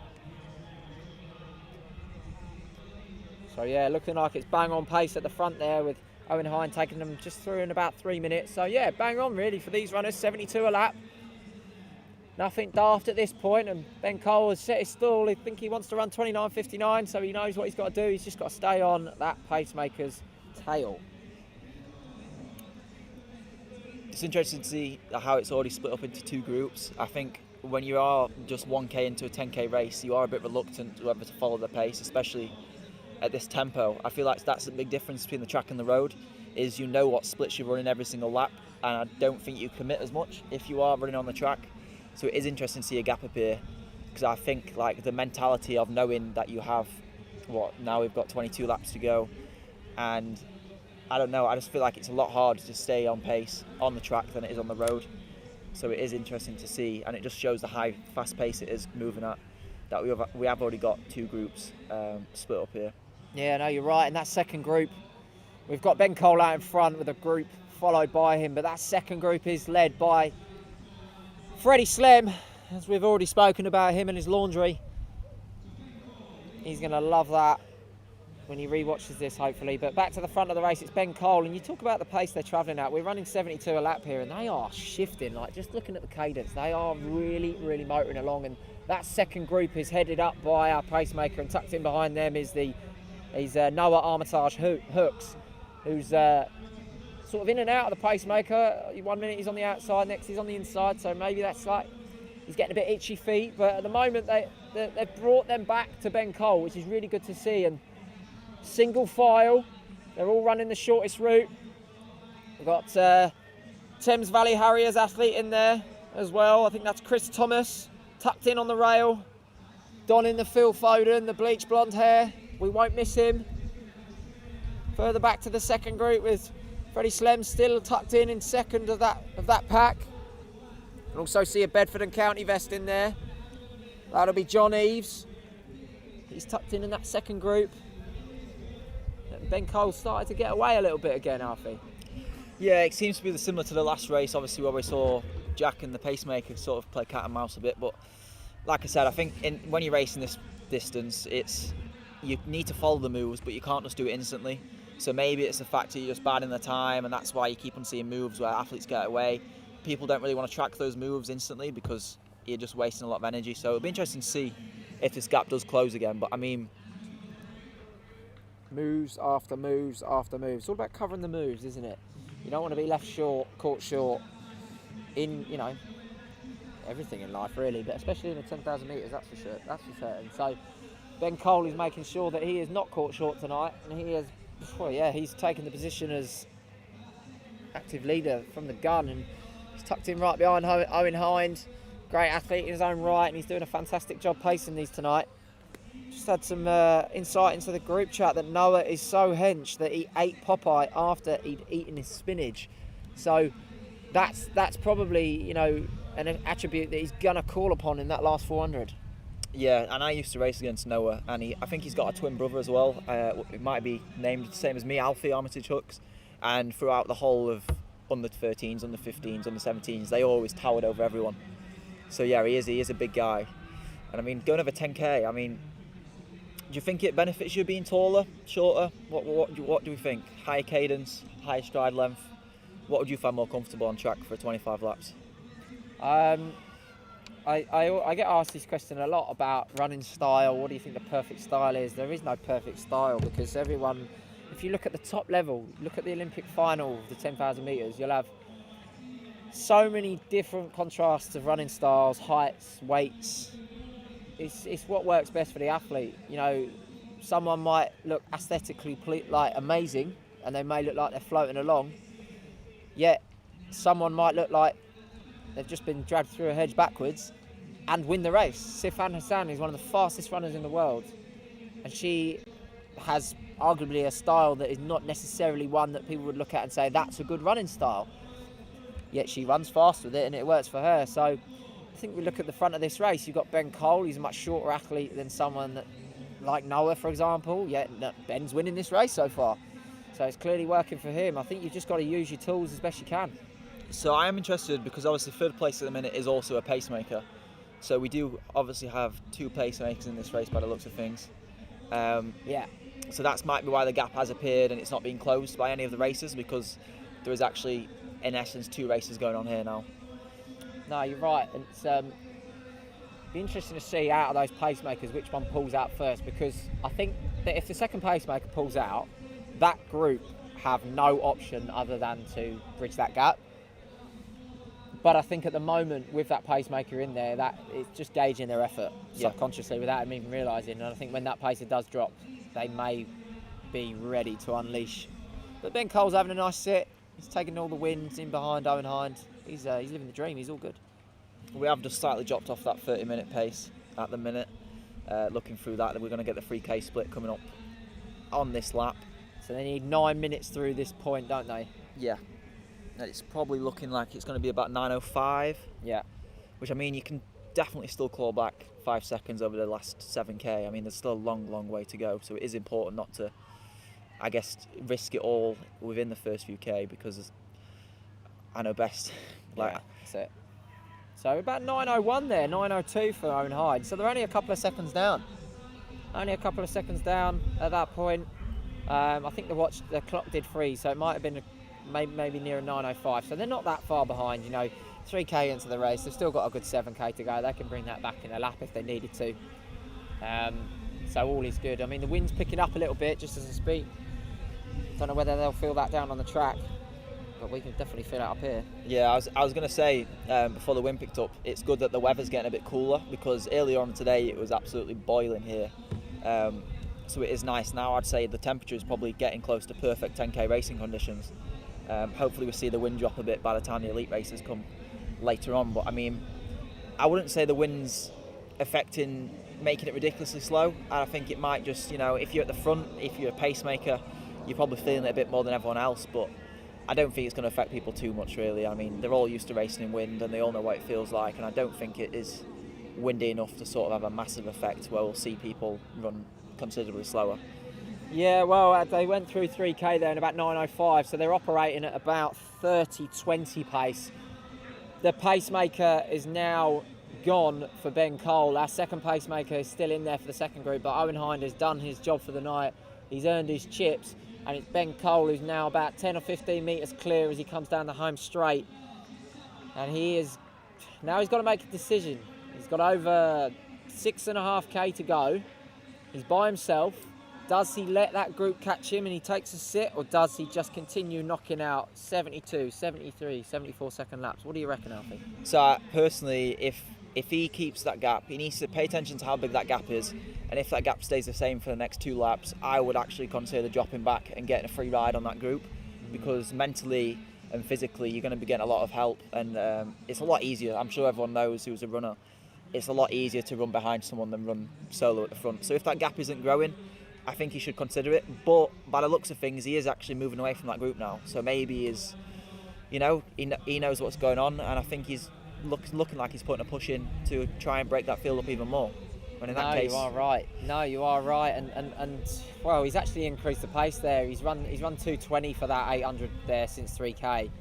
So he's knocked out a couple of 70s there, and I think that's, well, it's apparent to see where he's now opening that gap on that second group. But they would have also had to increase their pace to stick with this, because if you start knocking out 70s, we're talking, that's 14:35 5k pace, so that's serious increase at this point in the race. 29:10 for 10k 70s, and that's what we'll be looking at most of the runners in the men's elite race later on. We've only got a few who've ran sub 29, so that's it.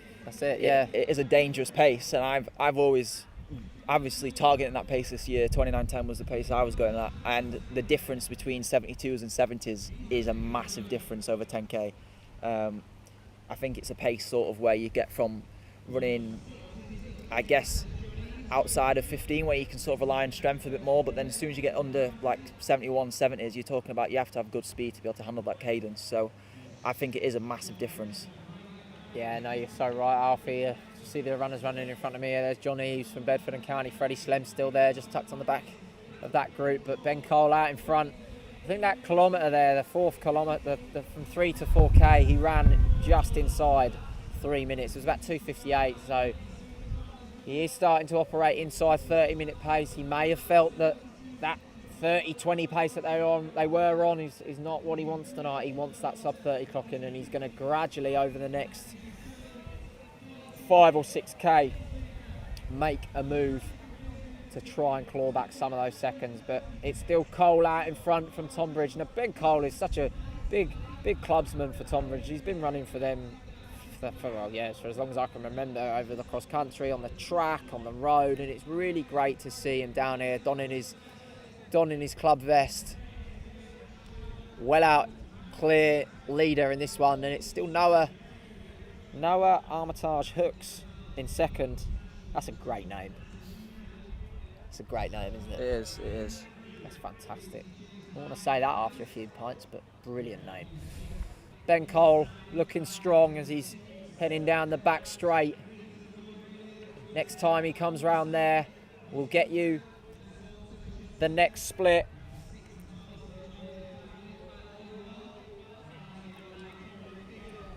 Really strong running here from Ben Cole. He is opening that gap as well on that group. It's almost like, I feel like the pace is doing a great job, and as you can now see, Noah Armitage Hooks is now separated from that group that was with him, and the athlete from Thames Valley Harriers, Chris Thomas, is just starting to suffer a little bit, and just let Noah Armitage Hooks go. And as I say that, the pace has dragged Noah pretty much within striking distance of Ben Cole. So we're looking like there's two athletes in this now.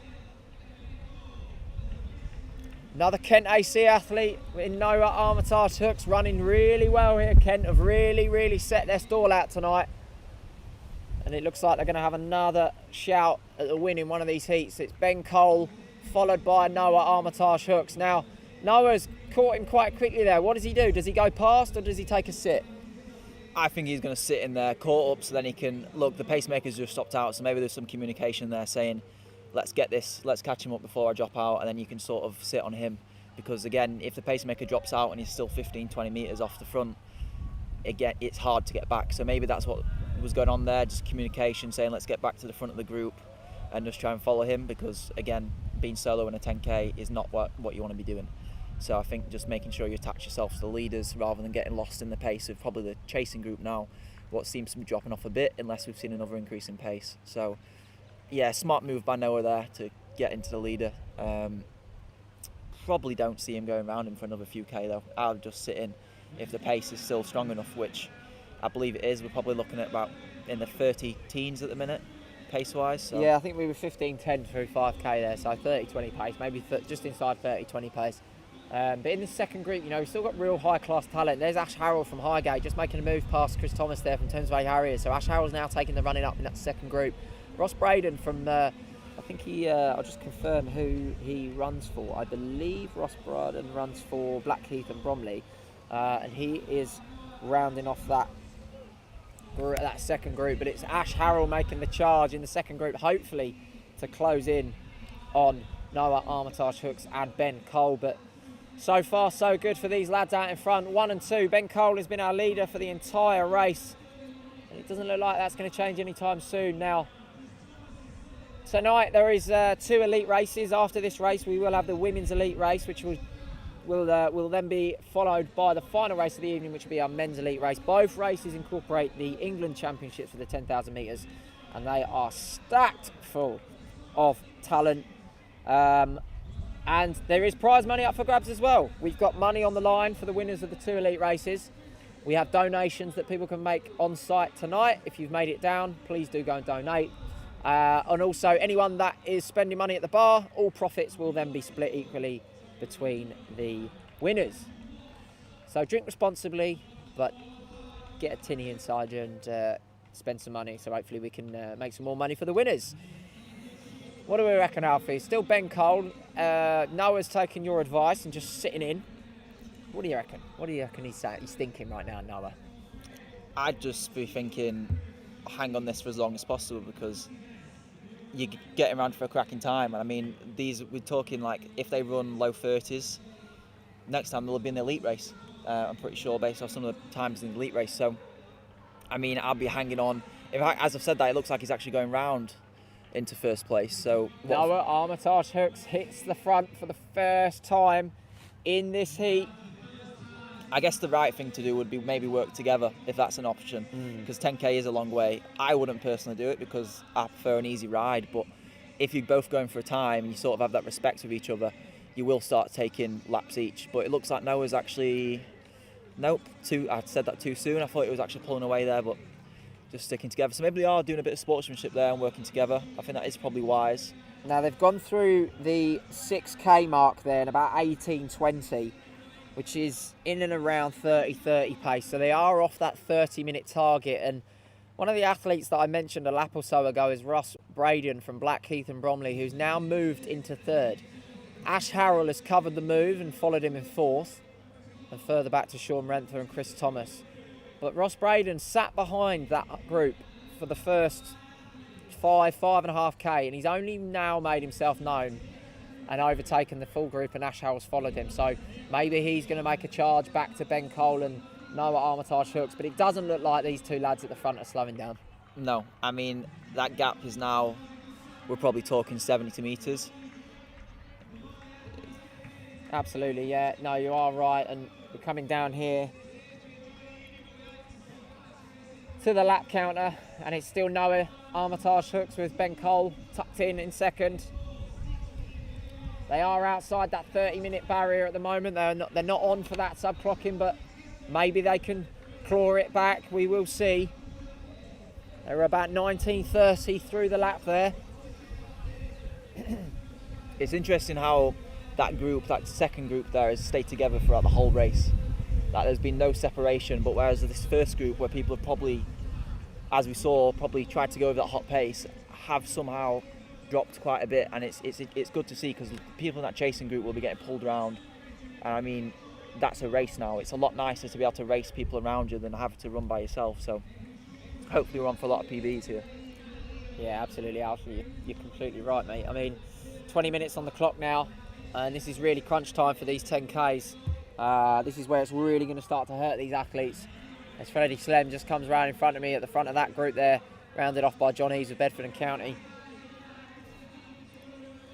I don't think it's freezing. If anyone is in the chat, is the stream freezing for you? Because we're just getting a bit of lag on our end. Getting a bit of a lag on the stream our end, guys, so just want to make sure that it is all smooth. If you could just drop into the chat and just let us know how the stream is looking your end, that would be really helpful.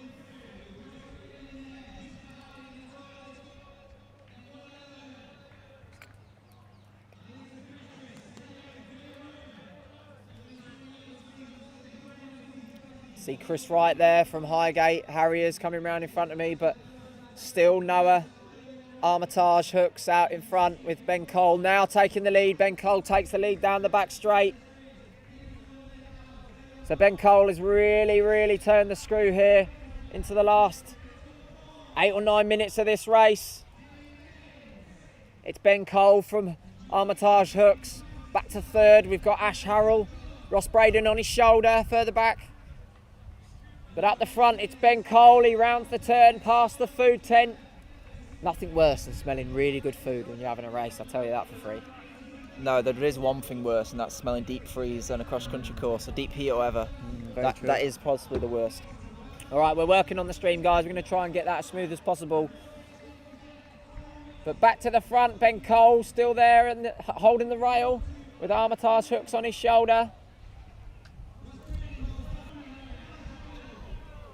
No lag for us.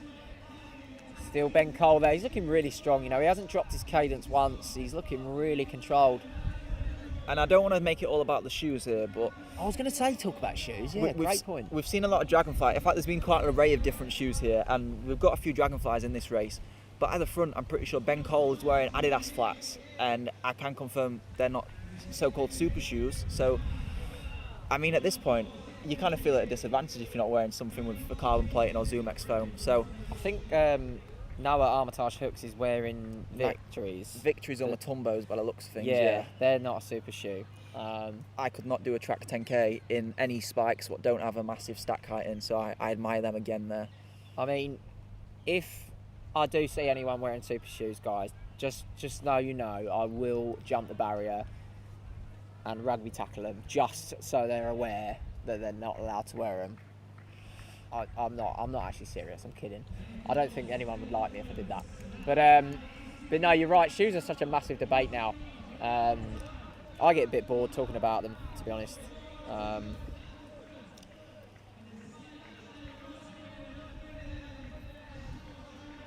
Toby, we still on? Yeah, but sorry. I turned off your Wi-Fi to try and see that bandwidth. Okay. Let me know.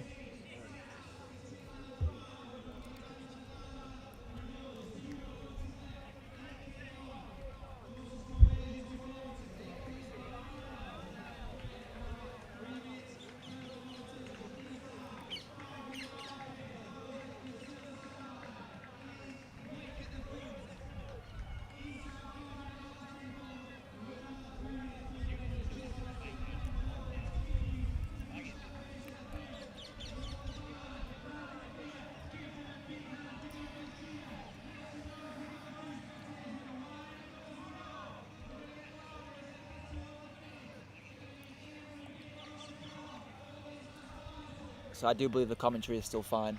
Oh, that's good news. If you can hear us, guys, we apologise for the stream issues. We've just got a couple of Wi-Fi problems, but we're going to get this back as soon as we can.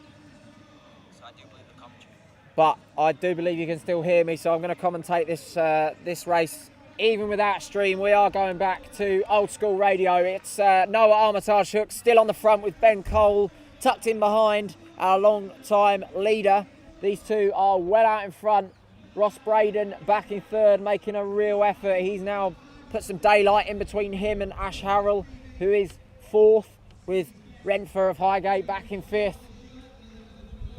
But it's Noah Armitage Hooks out in front. Ben Cole tucked in on the rail, protected from the wind.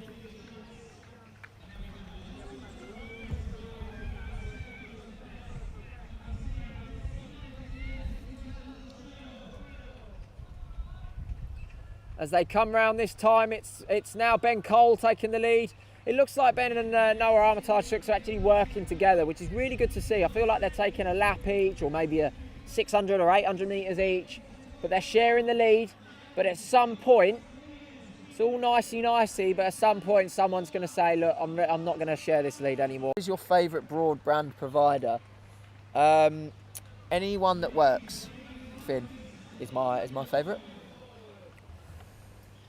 So it's Ben Cole still out in front with Armitage Hooks in second.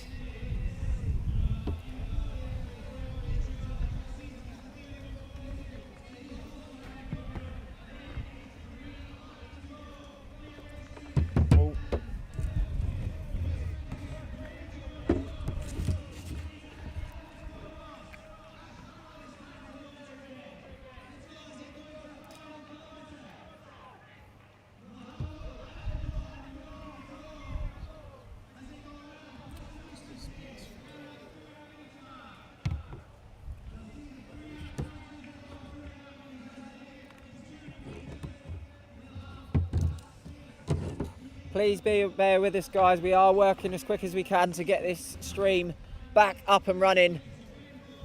I will commentate best I can without the stream, but back at the front of the race, it's Ben Cole still in the front with Armitage Hooks. There, you couldn't split them. There's not a stride between them. They are locked, neck and neck. Armitage Hooks pulls out into second. He's now rounding Ben Cole. Armitage Hooks making a strike for home. Ben Cole has covered the move. Back in third, Ross Braden. Further back to Ash Harrell. Them two are clear, third and fourth. But back at the front, it's Armitage Hooks and Ben Cole.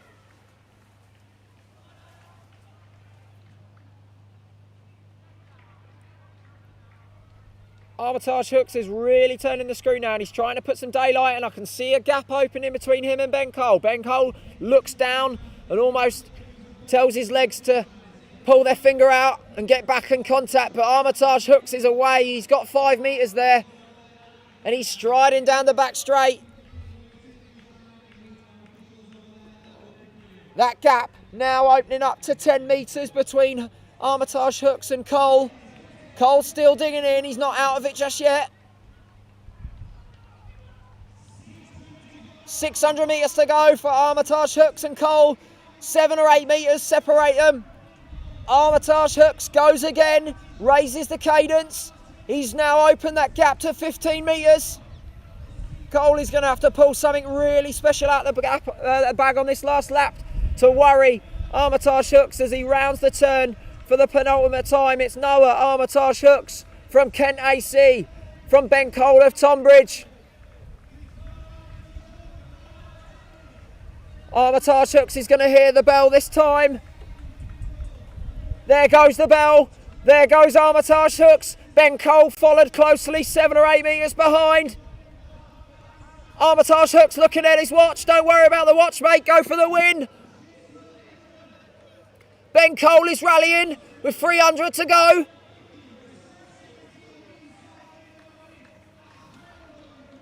It's Armitage Hooks. He hits the back straight and gives it his all. He's opening the stride, driving the arms, and away he goes and stretches that gap from Ben Cole. He's going to hit 200 left. He's going to take the win here unless something drastic happens. Armitage Hooks, 200 to go. Ben Cole coming through the split now, but it's Armitage Hooks with 150 to go. He is away and clear as the crowd get behind the Kent AC man. Rounds the final turn. Armitage Hooks is going to take heat 3 here in the Fast Friday 10,000 metres with 50 metres to go. Ben Cole just rounding the final turn. But our winner of heat 3 is Kent AC's Noah Armitage Hooks. What a win there. As Ben Cole comes down the final 30 metres, I can see Ross Braden sprinting down the final 60. Ben Cole takes second from Tonbridge AC. Ross Braden for Blackheath and Bromley will take our third. And out for these final 2 races, please bear with us.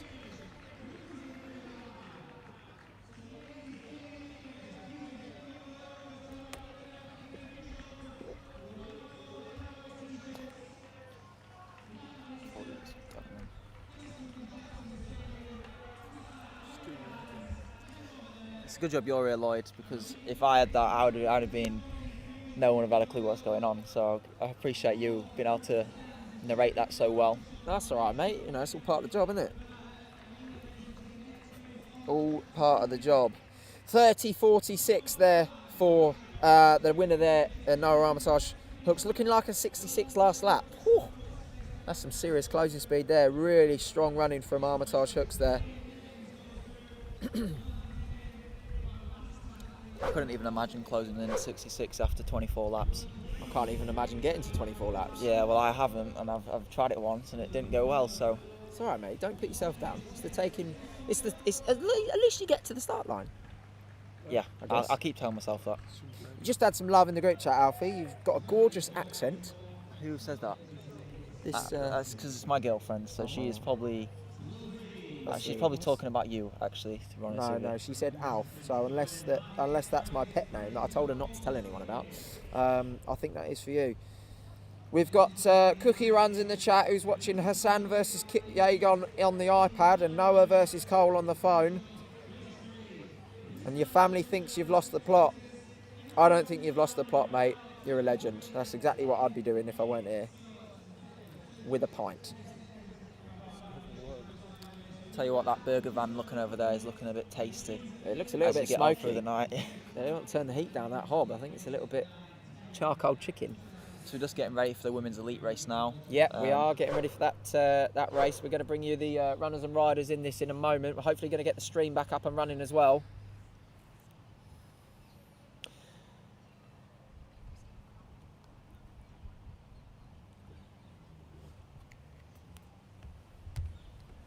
So running through the runners in this next race, this is the women's elite race of the Fast Friday 10,000 metres. This is also incorporating the England Championships. We do have a few runners that come from Scotland. We've got a couple of Welsh athletes as well, so it's important to note that this is the England Championships. So from the top down, we have Mari McLennan, one of our favourites. She is the Scottish cross-country champion. We next along the field outside her, we have Anna Boniface. We have Clara Evans from Cardiff. She has a personal best of 32.49. She is the fastest in the field on 10,000 metre outright PBs. Next along, we have Rebecca Gallop from Newark AC. Sally Radcliffe running out of the Jeff Watkins stable. Nicole Taylor, who won this event famously in 2019 out of Tonbridge. Hannah Irwin, she's an athlete to watch. She runs for Cambridge and Coleridge, formerly of Guildford. Bethany Murray from Thames Hare and Hounds, Ruby Wolf from Thames Hare and Hounds, Amy Killick from Leighton Buzzwick, and Sophie Harris from Herne Hill Harriers to round off the field. So main athletes for me that we need to be looking out for are Mari McLennan, massive experience at not only national level but also international level on the cross country for Great Britain and Scotland. She won the Scotland's cross country championships last time out. She is a sub 33 minute performer. Coached by Helen Clitheroe, runs for Preston Harriers. Clara Evans, she runs for Cardiff. She's our fastest athlete in this field. She comes in with a personal best of, uno momento, I'll tell you, 32.49. She ran a 2:32 marathon at the Olympic Trials at Kew Gardens. So she comes into this with some serious accolades. We also have Nicole Taylor, I spoke about. She won this race back in 2019. She's run a sub 16 on the road this year for the 5k. She's run 15.54 this year, but she holds a PB. Ran at this race 2 years ago of 33.31. Hannah Irwin, now she's just changed to Cambridge and Coleridge. She's got a personal best of 33.11. She's coached by James T. and she's also run sub 16 this year for the 5k on the road. She's run 15:56. So my runners to watch, you've got to be looking at Irwin, Nicole Taylor, Clara Evans, Mari McLennan. Sally Ratcliffe's in really good form this year. She's run 34:39 for the 10 and 16:33 for the 5.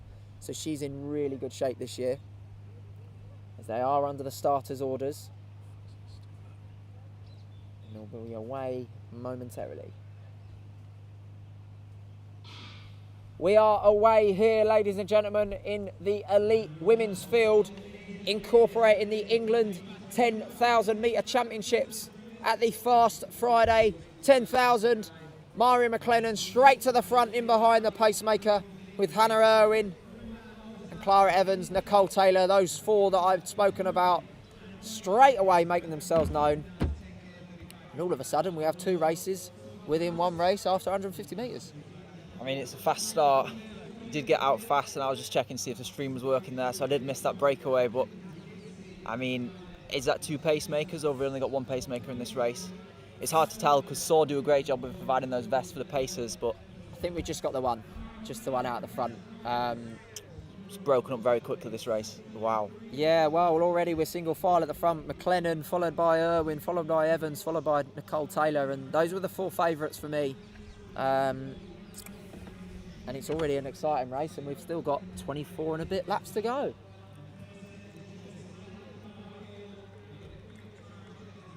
But that pace, well, optimistic start. I like it a lot, as the runners round in front of us for their 2nd lap. Well, we were talking about shoes in the last race, and we got sidetracked, but shoes is such a hot topic now. I almost feel like shoes has become the topic to talk about when you've exhausted every other avenue to moan about the sport that hasn't been sorted out in the sport. Yeah. And shoes has sort of leapfrogged those other issues. But don't get me wrong, it is a talking point. Shoes have made a massive difference to a lot of the performances that we're seeing in all levels of running at the moment. But what is your stance on the ruling of, is it 25mm max stack height for races on the track? Yeah, I just think it's quite a coincidence that Nike shoes always seem to fit perfectly within that regulation, even before the regulations come out.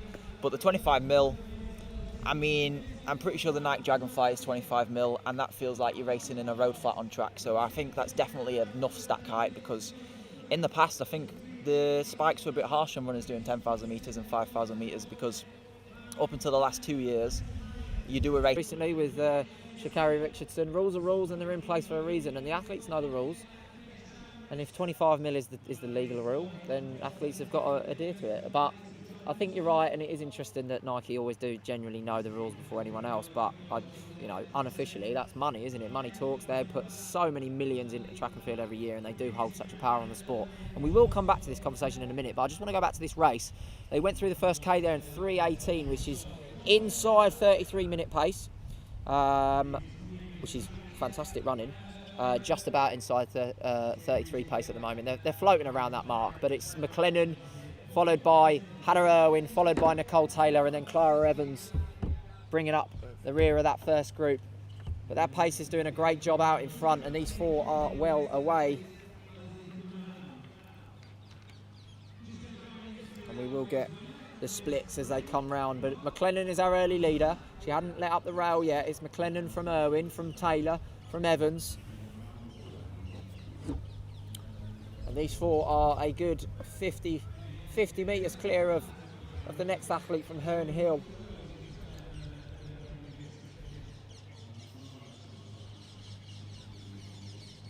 Just had word in the chat that Kip Yeagon has just sent an absolute crazy kick, so that's good news from the Monaco Diamond League.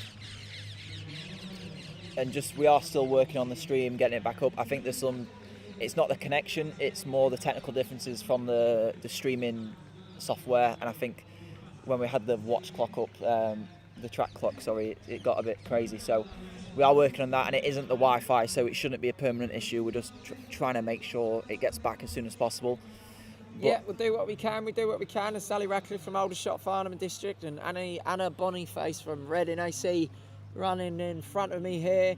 Great running from these athletes, great running from these ladies. Like I said earlier in the night, all got their own PBs and goals. But this race does incorporate that England Championships. Now, Mary McLennan's a Scottish national, so I don't believe she would be eligible for it. So we are looking at reigning champion Nicole Taylor. I feel like I'd just blow all my energy on the first like K and then die a death, but no, you're right, mate, you're right. But back to this field, they went through the 2K mark there in just a tick inside 6:40, so they're a little bit outside 33-minute pace, but we're not talking massive amounts, so nothing that these girls can't handle bringing back. They're floating in and around 33:20 pace at the moment, which is strong enough at this point for them to bring it back. But it's now Hannah Irwin that takes up the running, followed by Mary McLennan, Nicole Taylor and Clara Evans, and these four are still well clear of the Herne Hill Harrier, Sophie Harris, who's very isolated there, to be honest. And full respect to her, she's looking like she's going to run most of this race by herself, which is a massive achievement in its own right. So hopefully she can be rewarded with a personal best. But front of this race, single file, McLennan, Irwin, Evans and Nicole Taylor. Got a bit of a soft spot for Nicole Taylor, I'm not going to lie. I like a reigning champ. I don't know the girl personally, but I like reigning champs coming back, defending the title. Do you know what I mean? See, I do love that. I'm actually really bad. So, quick short story. I can't watch anything where people fail. So if I see someone attempt to win something and fail, I hate it. If I see someone who, has like a story behind it, like if they are the reigning champ and they fail, I don't like it. So I always like an underdog though as well. So it's pretty much a lose-lose for me. But yeah, I think defending champ, there's something what rings a bell a bit more than one-time champion, doesn't it? So with you hating watching people fail or attempting something momentous and then failing, what was your viewing on Mo Farah's momentous attempt at making the Olympics twice, not just the once? He went back and tried again at the what did they call it, British Athletics, I don't have a clue. Egg and Spoon 10K or something? I don't know. The one what somehow managed to be non-British athletes racing, it was put on for Mo, wasn't it? The 10K. Put on for Mo, yeah. But you know what? I have been a bit I've been a bit on the fence about Farah in the last few years. Not been a fan. I haven't disliked him. I haven't liked him. But watching him fail again and seeing the humility after it, where he was talking in that interview, I am actually a fan of him again. So it was quite emotional watching him do that, because it is a shame. He is one of the greatest of all time, probably the greatest championship racer of all time in the 5,000 and 10,000 metres. So it is sad not seeing him make that third Olympics, but also it's probably the right thing, because you would have seen him compete against the likes of Kip Limo and Cheptegei, who would have been able to beat him by about a minute and a half, and that's not really what you want to see. It would have been his fourth Olympics, FYI. Thank you for that information. That is correct. No worries. But no, you are right. I did quite a bit of training. Do you know what? When the tracks were closed, Mo jumped into some of the sessions with our group, and he's such a down to earth dude, and it was really interesting to hear his opinions on and where his head was at with trying to make the Olympics. And I'm actually gutted he didn't make it, but who knows? He might return to the roads. Who knows? We'll see. But not like every other event out there talking about Mo and it's on the stream. We're going to concentrate on these girls for 5 minutes, and it's Mari McLennan still out in front, and that four are still there. There's no change in the order. It's McLennan, Irwin, Evans, and Nicole Taylor. You could throw a tea cosy over the lot of them, not even a blanket. A tea cosy could fit over these four, and they are single file, tucked in behind that pacemaker. And we will get you. They've just gone through 3K. Actually, I missed that split, but 10:20 on the clock, so they probably went through 3K in and around, say, 33:20 pace. Yeah, I'm going to say about 9:50, 9:55 maybe. So yeah, 33 pace still. 33:15ish, I'd say. 33:10. Pacemaker has dropped out now. Yeah, pace is gone now, so it's now down to these girls, and Hannah Irwin donning her new club colours of Cambridge and Coleridge in first, with Mari McLennan in second from Preston Harriers, and Clara Evans of Cardiff in third, and Nicole Taylor of Tonbridge in fourth. And these four are about 150 metres clear now, so it's these girls that are going to make up the first three positions, and we are going to crown our England champion from this race. from lead again from Irwin. So it's McLennan from Hannah Irwin, from Clara Evans. And a little bit of a gap there starting to appear, back to Nicole Taylor. And I think Mari McLennan is now just starting to turn the screw and really put the pressure on these ladies.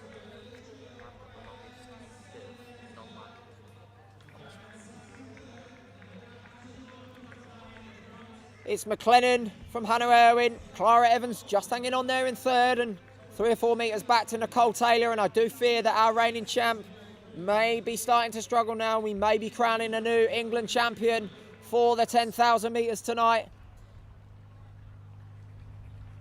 As these three start to move clear of Taylor, as Freddie Slem comes around in front of me doing his cool-down jog. Looking great as ever. Doesn't even look like he's raced. But back to the front of this race, the pacemaker's gone now, so it's up to these ladies to make it a true run race. It's McLennan, metres back. She's not gone any further back, so she's still in the running.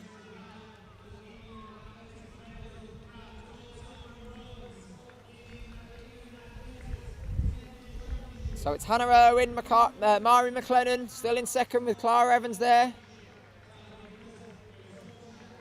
I'd like some confirmation on something. So Mari McLennan runs for Preston Harriers. She's registered to that club, which is an England club, but she's a Scottish international. So how does that sit with the England champs? Would love to know.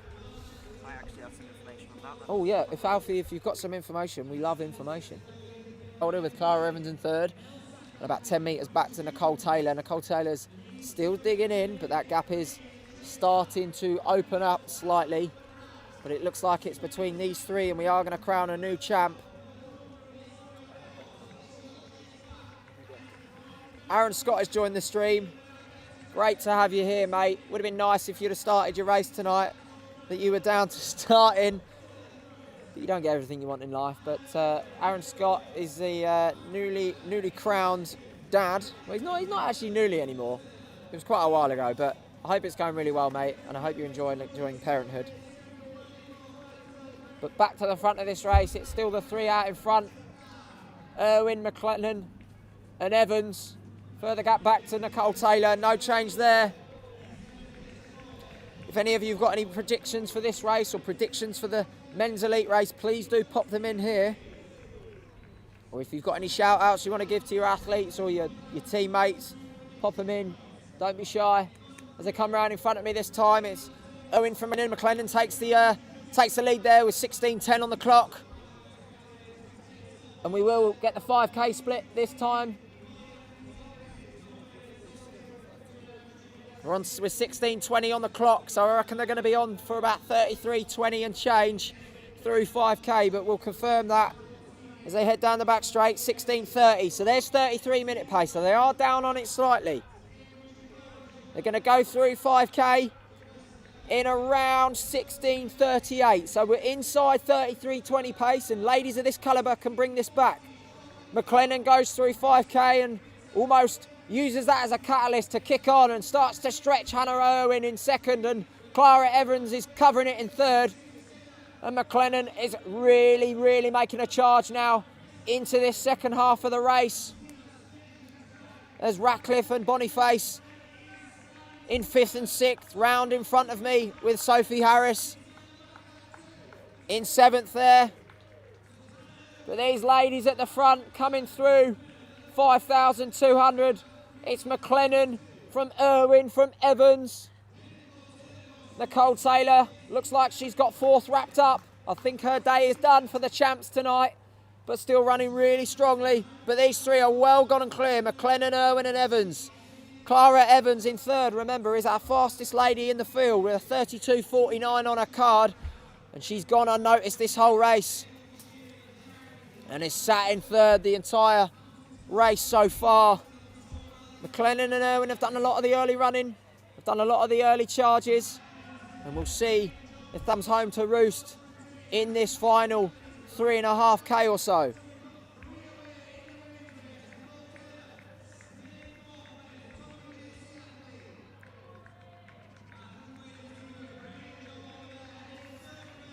It's still McLennan from Hannah Irwin. Clara Evans still there, no change here. It's difficult to commentate on a race when not a lot's happening at the front. They're just single file, sending it, running 79, 80 seconds a lap. That's pretty much what we've got going on at the moment. But further back in the field, Nicole Taylor is still isolated. She's out there, clear fourth. She's clear fourth by a good 200 metres at this point, so it doesn't look like she's going to be losing that place anytime soon. But moves are happening at the front. It's McLennan with Irwin on her tail. But further back, there's now a gap to Evans. There's 10 metres between Irwin and Evans.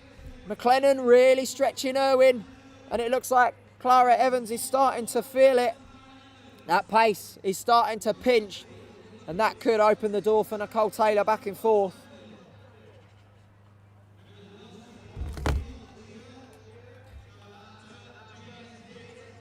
But it's McLennan from Irwin, no change at the front. And Clara Evans now is isolated in third. She's probably about 25 metres adrift of our leaders. But still 1 and 2, McLennan, Irwin, McLennan, Preston Harriers versus Cambridge and Coleridge. Who's your money on? As we approach 20 minutes on the clock, these ladies are going to have 2K to go. Sorry, not 2K to go, apologies, 4K to go.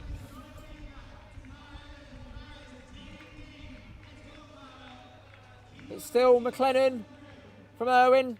A little bit of a gap there between Mari McLennan and Hannah Irwin. Maybe just a stride, but it's enough at this point. Joined back on the shoulder, back in third. About 40 metres down is Clara Evans, and then another 30 or 40 metres back we've got Nicole Taylor. But no change at the front.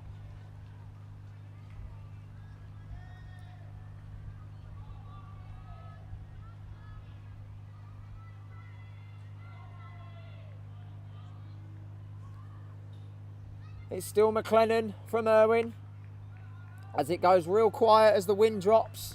It's the first time the wind has dropped in the whole of the there. And these two are still 1 and 2 locked tight.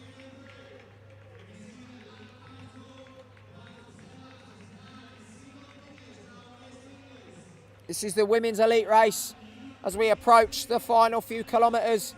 After this, we will have one race left to go, which will be the men's elite field. But before then, we've still got just over 8 minutes of running left for these ladies. Hannah Irwin's out in front with Mari McLennan tucked on her heels. Clara Evans back in third. Nicole Taylor a clear fourth. Sally Radcliffe and Anna Boniface battling out for 5th and 6th. But these ladies are well split up now. And we're hearing word that the stream is back up and running. We do hope so, ladies and gents. We're doing our absolute utmost. And I hope the stream is back up and running. Crikey, for your sakes. So we are here in the women's elite field. It's still Irwin from McLennan. You could throw a tea cosy over both of them. McLennan sitting in on the shoulder of Hannah Irwin. Hannah Irwin is just recently changed clubs from Guildford to Cambridge and Coleridge. I don't really know why. I'm not too sure whether she's based at Cambridge, maybe at the university. If you're in the chat, maybe you could let us know. But Hannah Irwin, yeah, she's changed clubs to Cambridge. Cambridge has got great pedigree in the in a lot of the road scene. You know, most famously Mark Scott, our British champion for the a British record holder for the 5K, joined Cambridge and Coleridge and really sort of transformed their whole middle distance team in the road relays, headed by Mark Vile, the coach down there on the east of England. There is really doing fantastic things. But no, really great to see James T on the stream watching from Estonia, out there with the European under-23 team. Big shout out to Tom Randolph, my housemate, who qualified for the 800 metre final this morning in his first ever Great Britain vest. But big up to the whole team out there. Helen Clitheroe also watching. She'll be closely watching her athlete Mari, who is just on the shoulder of Hannah Irwin, and there's not much to separate these two. It's still Cambridge's Irwin from Preston's Mari McLennan. Mari has taken a real sit on Hannah this last mile or so as we tick over 24:15 on the clock. And I'm really excited for this last couple of laps. I really feel we're going to get some serious racing between these two as Mari McLennan hits the front. She's had a few laps tucked in and second, but it's now McLennan taking up the run-in from Irwin. As we hit 24:40 on the clock, and McLennan is now making her run for home. She takes 3 metres from Irwin. Is this the move that's going to take the title for McLennan? Is this the move that's going to put the nail in the coffin for Irwin? Mari McLennan, Scottish cross-country champion, Great Britain international on the cross-country, sub 33 minute performer, is now striking for home. Hannah Irwin is still there. It's different. And we're going to get a split as they come through here. It's 25:16 for McLennan. Irwin just a second back. And they're still in it. But McLennan's looking really good. She's leaning into the stride. You can just see there. She's just leant into the stride that last couple of laps. And she's really putting the hammer down and really sort of forced Irwin to increase her cadence. And further back in the field for 5th and 6th, Sally Radcliffe has now put daylight between herself and Anna Boniface. A great run in there from the Jeff Watkin athlete, Sally Radcliffe, as she's going to push on in 5th place. I don't think she's going to catch Nicole Taylor, who's the other side of the track. But out in front, it's Mari McLennan putting serious daylight between herself and Hannah Irwin. Mari McLennan put on Instagram recently how annoyed she was of her race recently. But tonight, she's making amends down at Walthamstow in the FASTFriday 10,000 metres because McLennan is away and clear from Hannah Irwin. As she comes down the home straight, she's got Lewis Moses in her ear row on the mic. I'm not sure whether that'll help her or hinder her, but she's still well out in front. 26:30 on the clock. So we're going to get a split there for Mari McLennan as she goes through 8k there. In around 26:40, she's still on for 33:20 or so. But just as I say that, ladies and gents, Hannah Irwin is starting to rally again, and that gap is getting no bigger, if not maybe getting smaller. It's still McLennan down the back straight from Irwin. Irwin is still there. And one thing you can be certain from Hannah Irwin, she will give absolutely everything to that finish line. But great to see both coaches of these athletes. Clitheroe of McLennan's watching. T of Irwin is also watching. Play nice, guys. I don't want you arguing out in Estonia over your athletes, but great running from both of your stable mates here as McLennan turns the screw again and takes another 2 metres out of Irwin, and that might be all she wrote for Hannah Irwin as McLennan comes round this time into the home straight. 27:40 on the clock. She's going to have just 4 laps to run. Just over a mile left for Mari McLennan. She's going to hit a mile to go inside 28 minutes. 27:56 on the clock with a mile to run. Can she run a 5-minute mile? That would bring her inside 33 minutes. It's Mari McLennan. Away and gone with Hannah Irwin in second. That gap, that last lap, just a little bit bigger. Maybe a metre or 2. What do you reckon, Alfie? I mean, it's definitely stretching out a bit now, and I'm listening to you commentate for the last 10 or so laps. It feels like every lap's been the last lap, so it's certainly been a great race so far. But yeah, that gap is stretching out even further now, and it does look like the race has, I don't want to speak too soon. I know on the last race we saw sort of a close on the last lap. Obviously it didn't end up changing the result, but yeah, that gap is opening up a bit now, and it would be interesting to see how close you can get to sub 33 minutes. I mean, looking at the clock, we're on 28:48.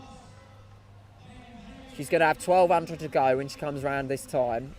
It's going to be close, but I think Mari McLennan's picking the pace up. She's clearly picked the pace up to drop Hannah Irwin and Clara Evans, but she's probably, I don't know what she's operating per lap, but she's definitely picked it up, so she might be clawing back some of those early seconds from the first half, because if you remember, they went through 5k in about 16:40, I think it was, 16:40. So let's do some mental maths. So that's 29:17 on the clock with 1200 to go. So that means she has to run a 3:43 last 1200, which is, go on, give it to me.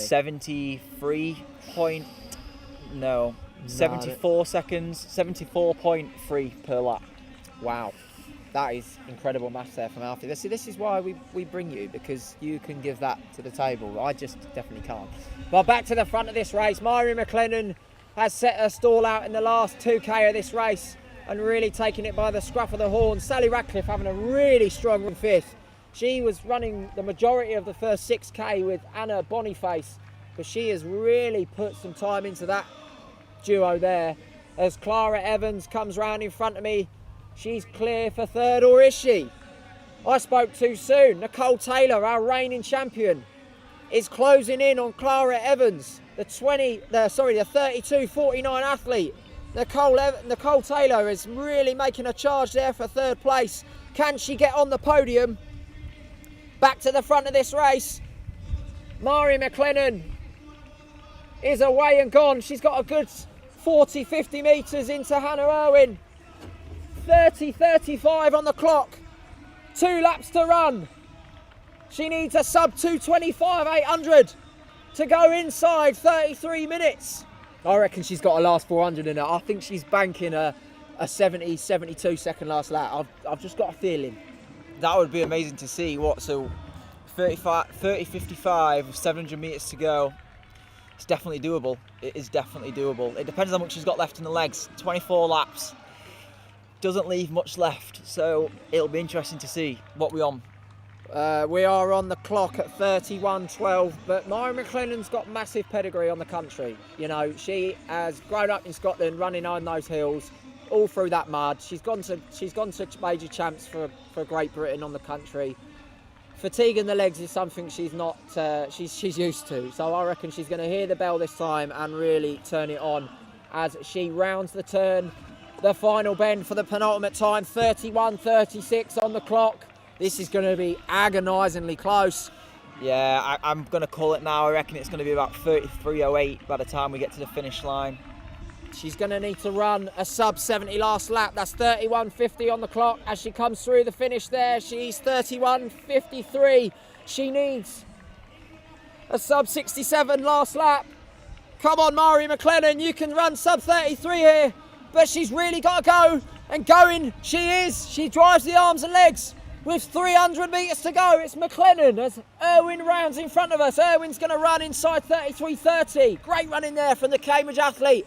But McLennan is away and gone down the back straight as the spectators in lane 3 are starting to get behind her. It's McLennan away and gone. She will be crowned England champion. She will be rewarded with first place. Will she be rewarded with a sub 33? 200 metres to go, 32:36 on the clock. I think she's just going to miss it, but it's McLennan's race to win and lose. A great return to form. Rounding the final bend, it's McLennan. Preston Harriers, away and gone. Striding down the home straight. Driving the arms, driving the legs. Hannah Irwin at 150 to go, having a stormer. But it's McLennan, the Scottish champion over the country, now the England champion on the track at the 10k, will take the win here in 33:08. You weren't far off, were you? What a win there from Mhairi McLennan. Throws her arms up in the air in pure joy as Hannah Irwin comes over the line for a great second place. Unofficially 33:26 there for Hannah Irwin.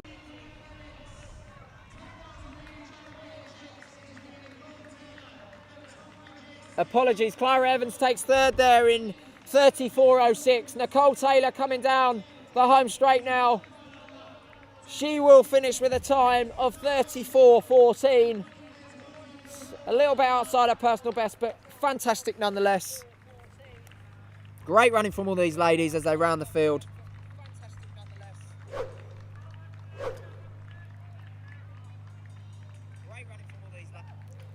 And that was a fantastic race from our women there. As Anna Boniface enters her last lap. I can see Sally Radcliffe's got 150 metres to go. Do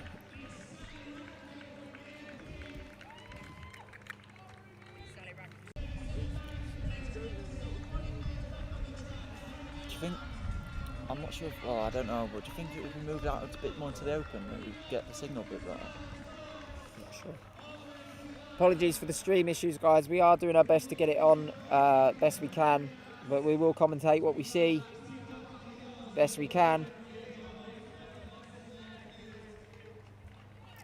Still got 9 minutes before the next race as well, so yeah, we got time. Can I get that laptop up here by chance? Any chance? So I can watch the stream.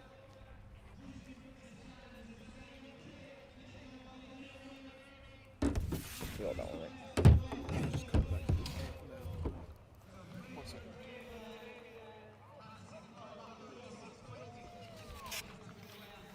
Thanks for your patience, ladies and gents. We will try and bring you the stream back as quick as we can. We will try and get it back on for the men's elite race. We're doing our best. We're doing what we can.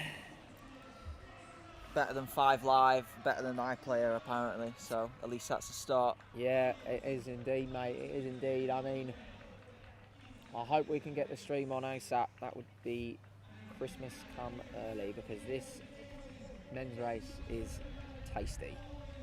Let's talk about the men's race a little bit. Might as well while we're here. Leading runners and riders. Just going to get the start list up for you guys, or for myself, and I'll run you through that.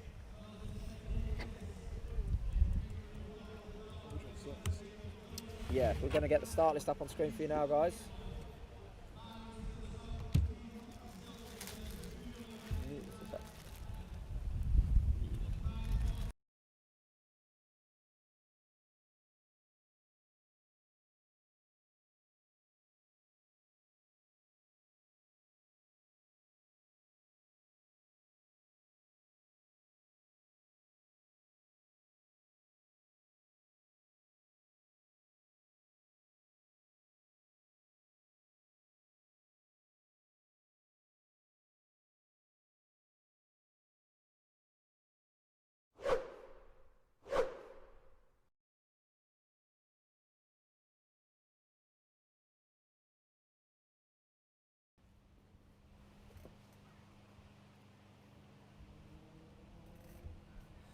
All right, ladies and gents, we are back live from Walthamstow for the final race of tonight's proceedings. It is the men's elite race. It is incorporating the England Championships, and I'm going to run through the field for you now.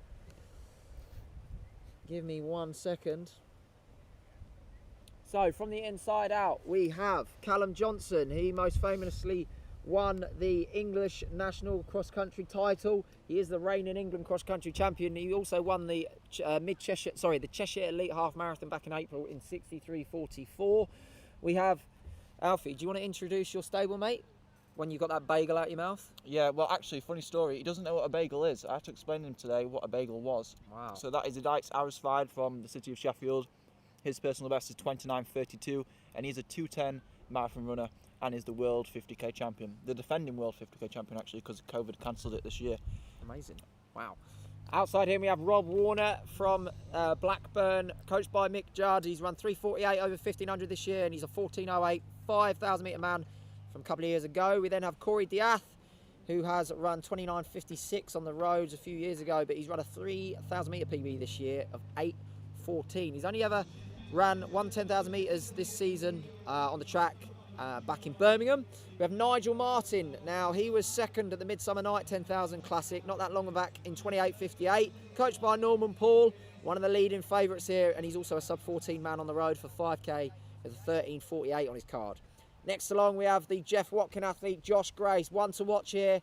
Definitely one to watch if it's slow at the front. He's got a road PB of 28:59, a track PB set recently last month with 29:30, and he will finish fast. Next along, we have the Cardiff athlete, Josh Lunn, comes into this race with a PB of 30:21. We then have the James T coached athlete from Lincoln Wellington, Lucian Allison, who has returned to some serious form after a long layoff of injury, running a 14:06 5k at the Watford BMC Grand Prix recently. He is the fastest man in the field that will race in a cap. Ross Skelton is next along. He's run a 29.18 road 10k, coached by Jeff Watkin, trains with Josh Grace, who also features in the race. And we'll talk a little bit about Ross Skelton as the race gets underway. Paul Navesey coming in for the City of Portsmouth, 29.34 road 10k PB to his card. Alex Brown from Morpeth, Charlie Brisley, Dylan Evans, Timothy Lefroy, Jonathan Escalante Phillips from Cambridge and Coleridge, Dominic Nolan from Croydon Harriers, Ahmed Abdul, Will Mycroft, Jack Gray, Omar Ahmed, James Straw, Tahar Ghaffari, Chris Rainsford, Alex Poynton, who is actually a scratch, Matthew Crehan, Matt Bowser, Daniel Mulryan, Alistair Watson and George Beardmore. One thing we can say, there's a lot in this race. And a lot of high quality athletes as well. We're talking, I'm not as good as metaphors with you, so I wanted to use one here. But it'd be hard to predict who's going to win this one, especially the top three as well. So my money, you got to look into it. Probably Omar Ahmed, 13.40 on the 5k, looking like a strong contender for that win. But I mean, Hidayat's beat him last week at the BAL. So yeah, it's anyone's race really. Yeah, I think ones to watch out tonight. Omar Ahmed from Birchwood Harriers is going to be hard to beat. He ran. Jonathan Escalante Phillips ran 29.32 last month. He's running really well. A couple of dark horses to watch out for. I mentioned Josh Grace, who will finish fast. If it's running in and around 29.45, 30-minute range, I feel that Josh Grace can kick really hard off that pace. But one athlete I would like to see run well tonight, and I think he could do something really good tonight, is Dominic Nolan from Croydon Harriers. He's had an absolute meteoric rise back to form this season. He's made PBs in the 1500, running 3:44. He's run sub 8:10 in the 3k, and he ran sub 14 minutes at the Watford BMC recently, running 13:53. And tonight he's going for it over 10k. Dominic Nolan will run really well tonight, and I'm looking forward to seeing what he can do over this stellar field. I think Lucian Allison could surprise a few, and I think Lucian Allison is probably in low 29-minute shape. You know, coming off the back of a 14.06, first race properly back after injury. He'll be really, really up for it tonight. Nigel Martin backing up, obviously, is 28.58 at Leeds Midsummer Night recently. And then, obviously, Callum Johnson, the reigning England champion. He ran that 63.44 at the Cheshire Elite Half in April. You know, that was the race where Jake Smith went on to run a 2:11 for the marathon. And then your stablemate. How do I pronounce his name? Give me one more time. Well, I can't pronounce it right. I believe it's Hidayat Arisfied. Arisfied. Right, we're going Arisfied. See, I can say that.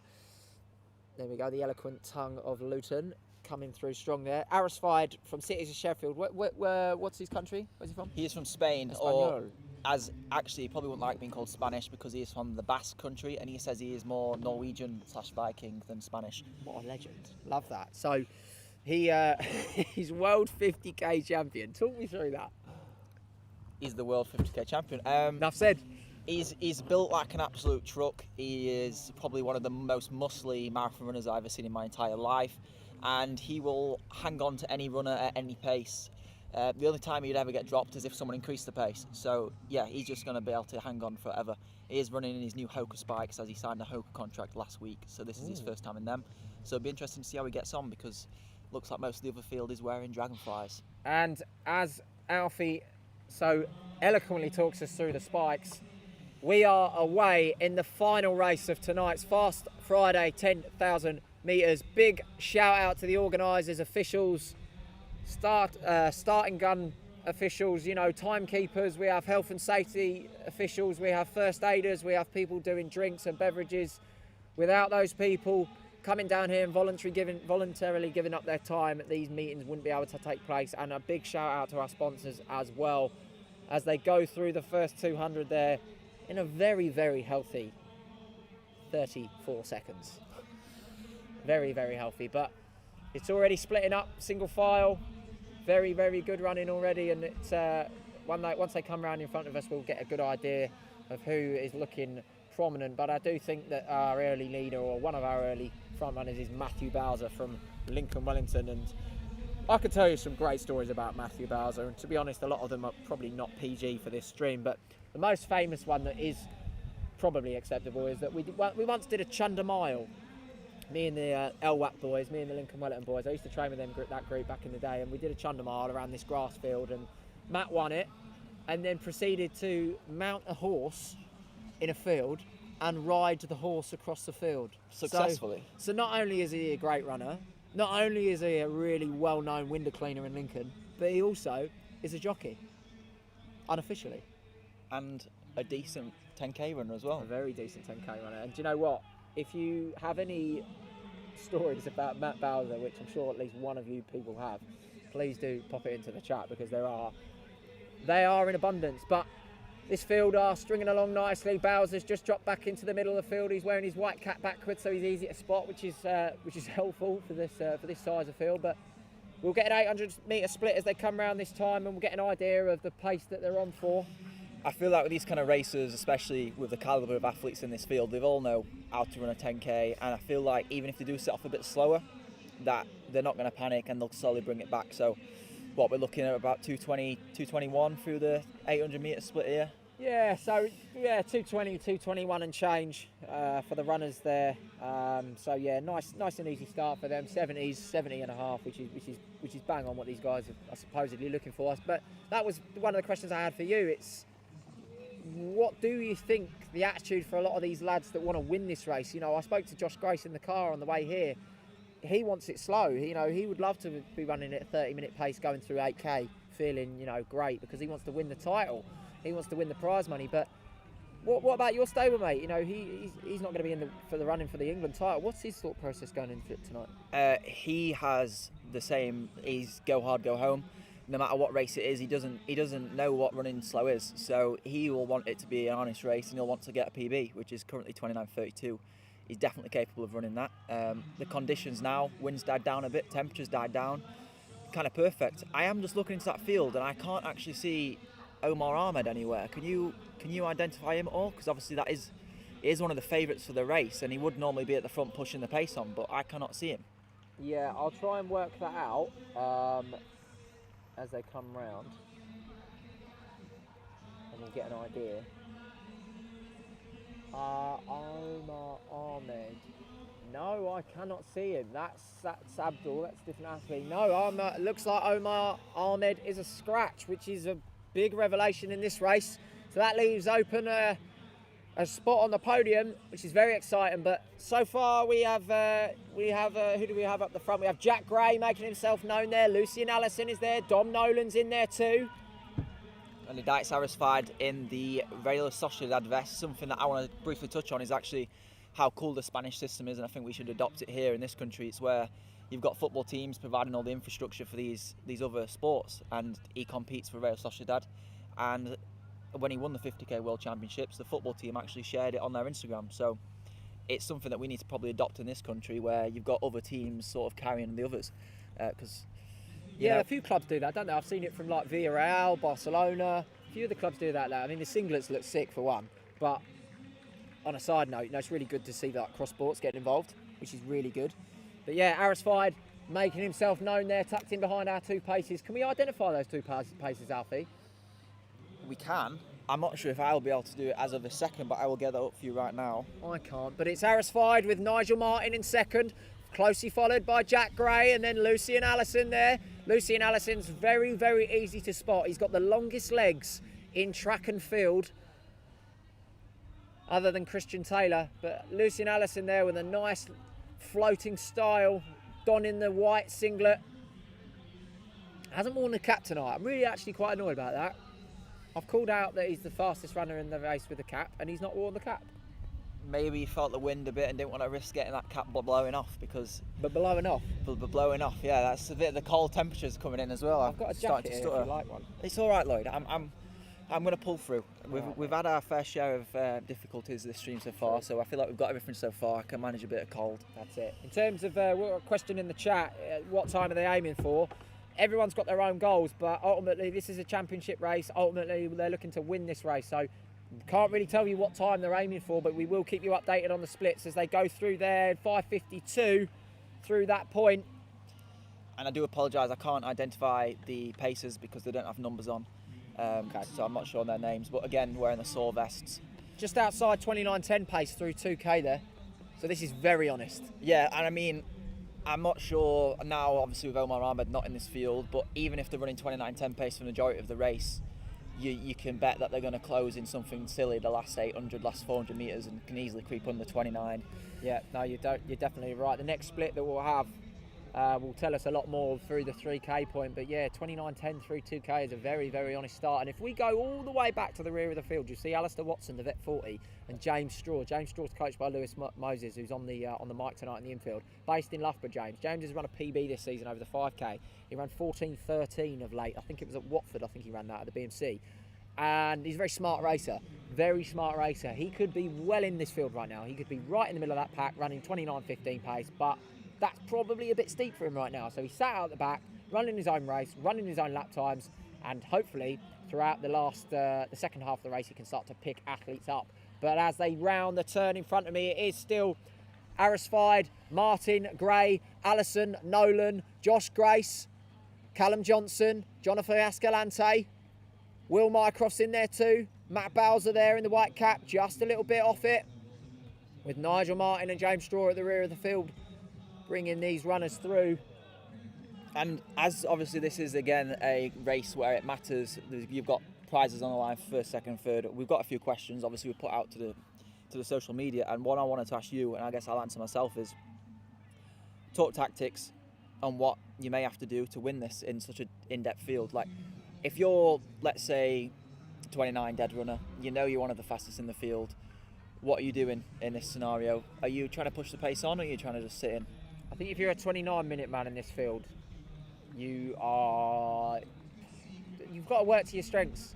If you're confident enough to finish fast, you can save as much energy as possible and just ride the train until the moment you feel that you can do the most damage.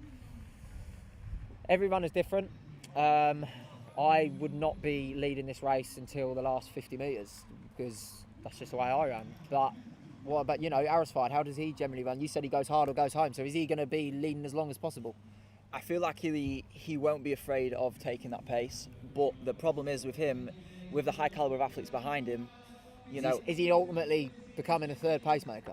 Essentially, yeah. At this point, I would say that he's doing that. But also, if anyone you'd want as that third pacemaker, it would be a Dice, because he can just hold on a pace. But also, and he's massive. Yeah, he is massive. He's a wind blocker, but also he can take the pace. And then, as you can see there, actually, there's gaps. Maybe a bit too soon, but there is a few gaps opening up. Yeah, gaps are starting to open up with Arisfide in the lead, with Martin in second, and Jack Gray and Lucian Allison covering it in third and fourth. I can just see that the gap that's really worth talking about is the gap just behind Josh Grace. So 6 or 7 of them in behind the pacemaker, with Josh Grace bringing up that 7, are starting to just turn the screw a little bit on Callum Johnson.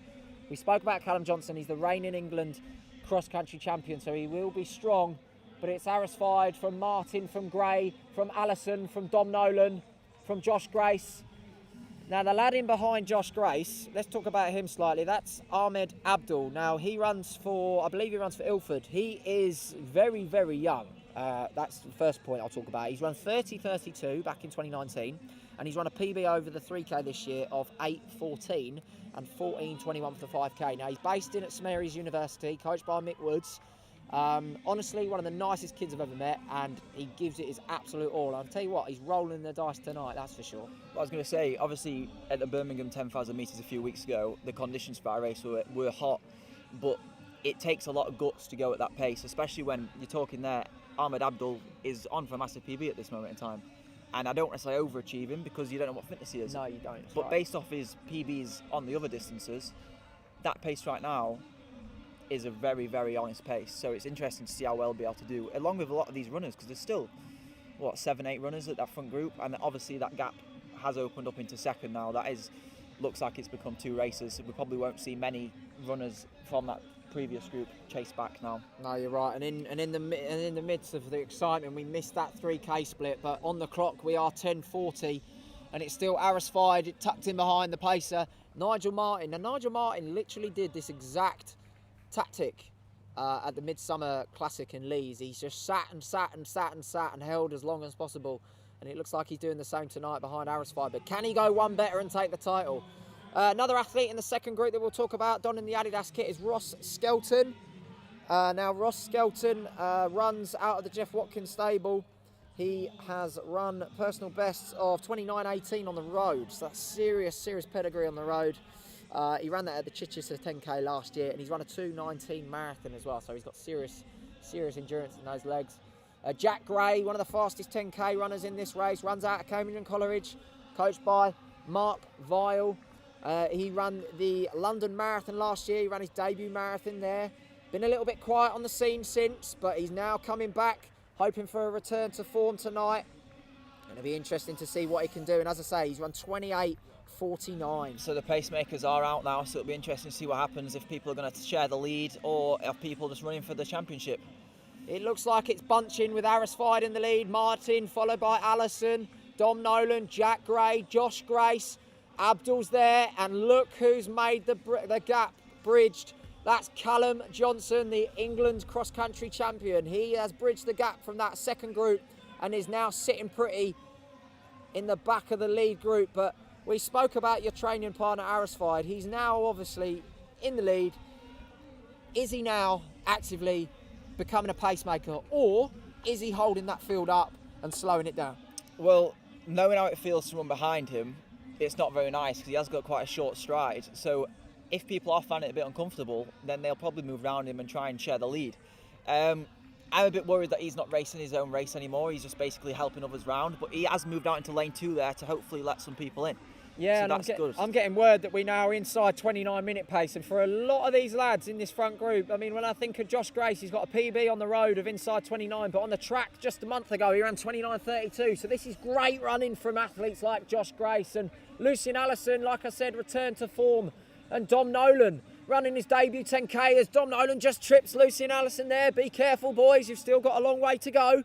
But it's now sorry, I'll get this right. Uno momento. It is FASTFriday who's taken a sit in the pack. So he's let the lead up, and it's Nigel Martin who takes up the running with Lucian Allison on his shoulder. And this group are well away.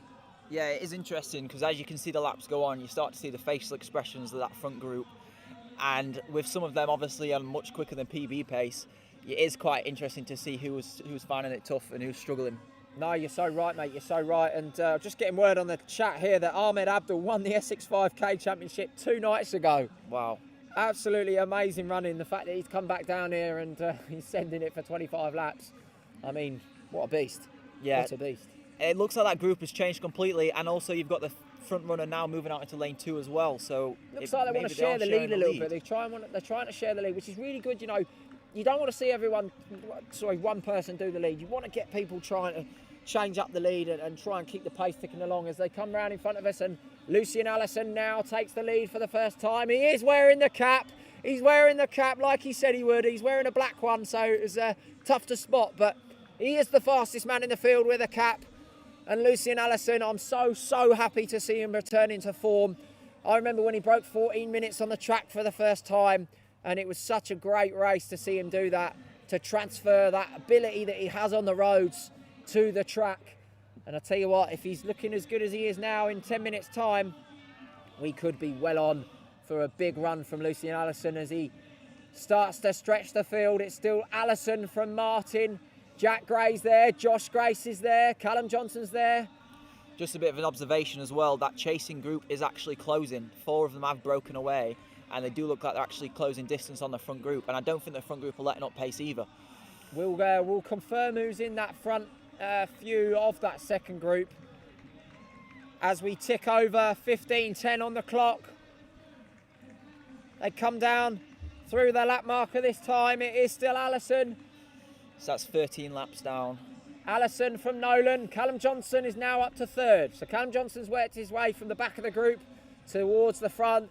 Josh Grace is still there, looking nice and comfortable in the AFD vest. But that second group headed up by Will Mycroft. Jonathan Escalante is still in there as well. These lads are starting to bridge that gap towards that front group. And what a race this is starting to turn out to be for the second 5k. I've got a feeling that front group is going to break up very soon. It seems like a few people are sitting a bit less tight from each other, and that normally means that they can't really hold the pace as they try to get a few more meters adjusted so they can run a bit more smoothly as the style starts to deteriorate a bit. So we did miss that 5k split, so if you are watching, please do put into the chat if you know what they went through 5k in. But Alfie, definitely need to get a 6k split.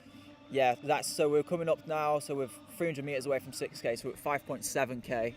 It's amazing how fast these lads go round. So you miss splits like there's nothing. They're just like whipping round. I know. It's incredible running. We don't even have a chance to answer any of the other questions, but it's too enticing. No, it's too Too many enticing. things are happening.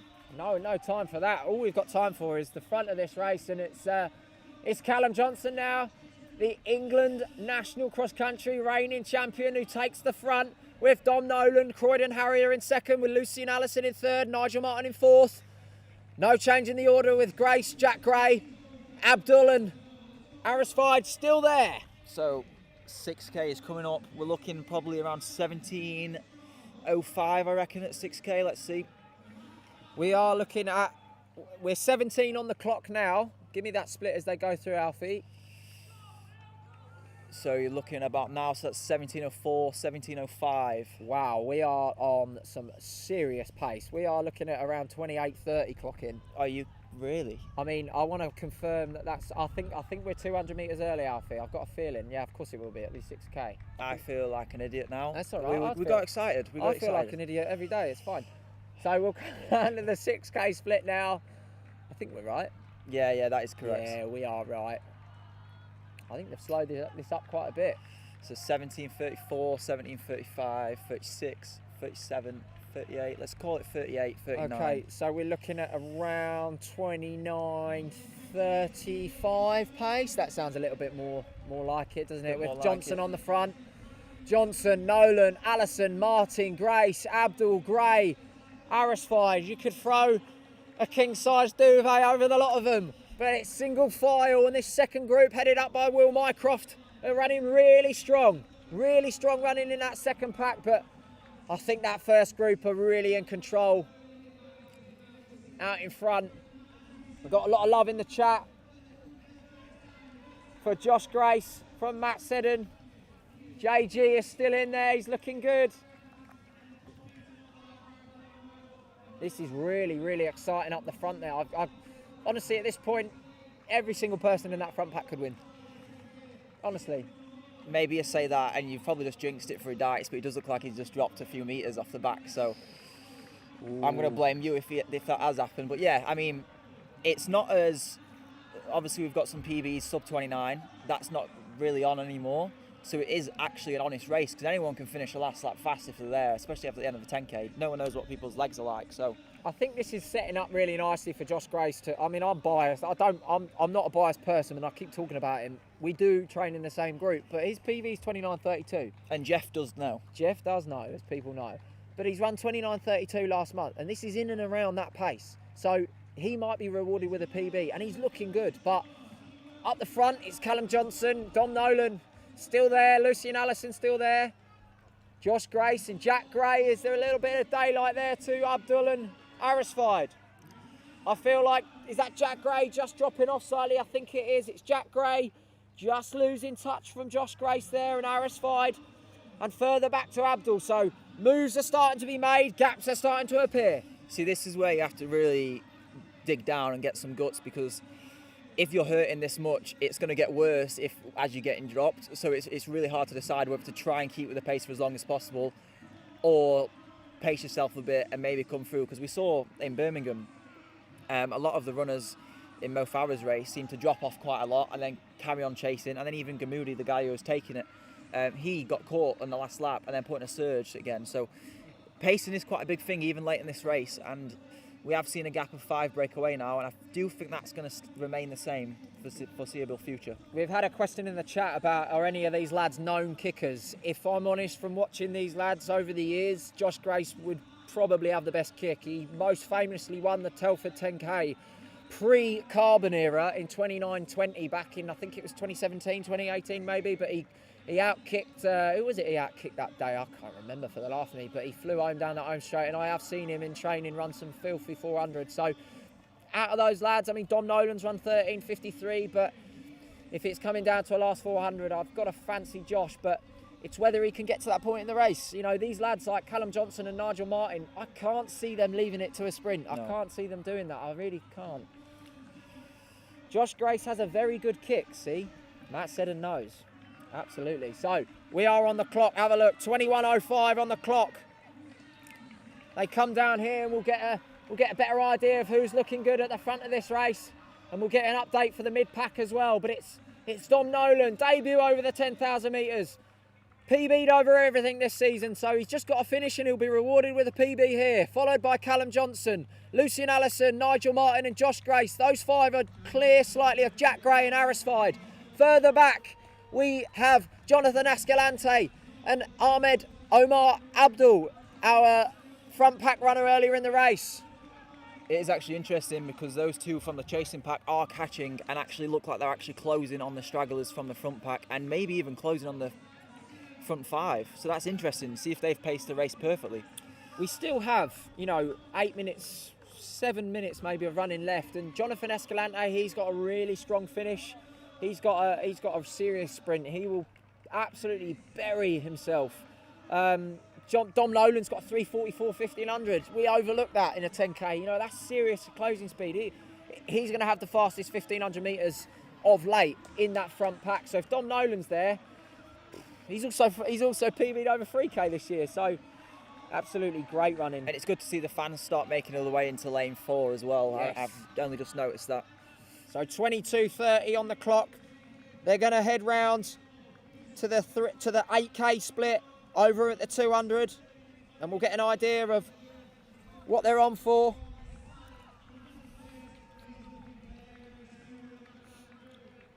They're out the front. It's still Allison, Nolan, Martin, Josh Grace and Callum Johnson.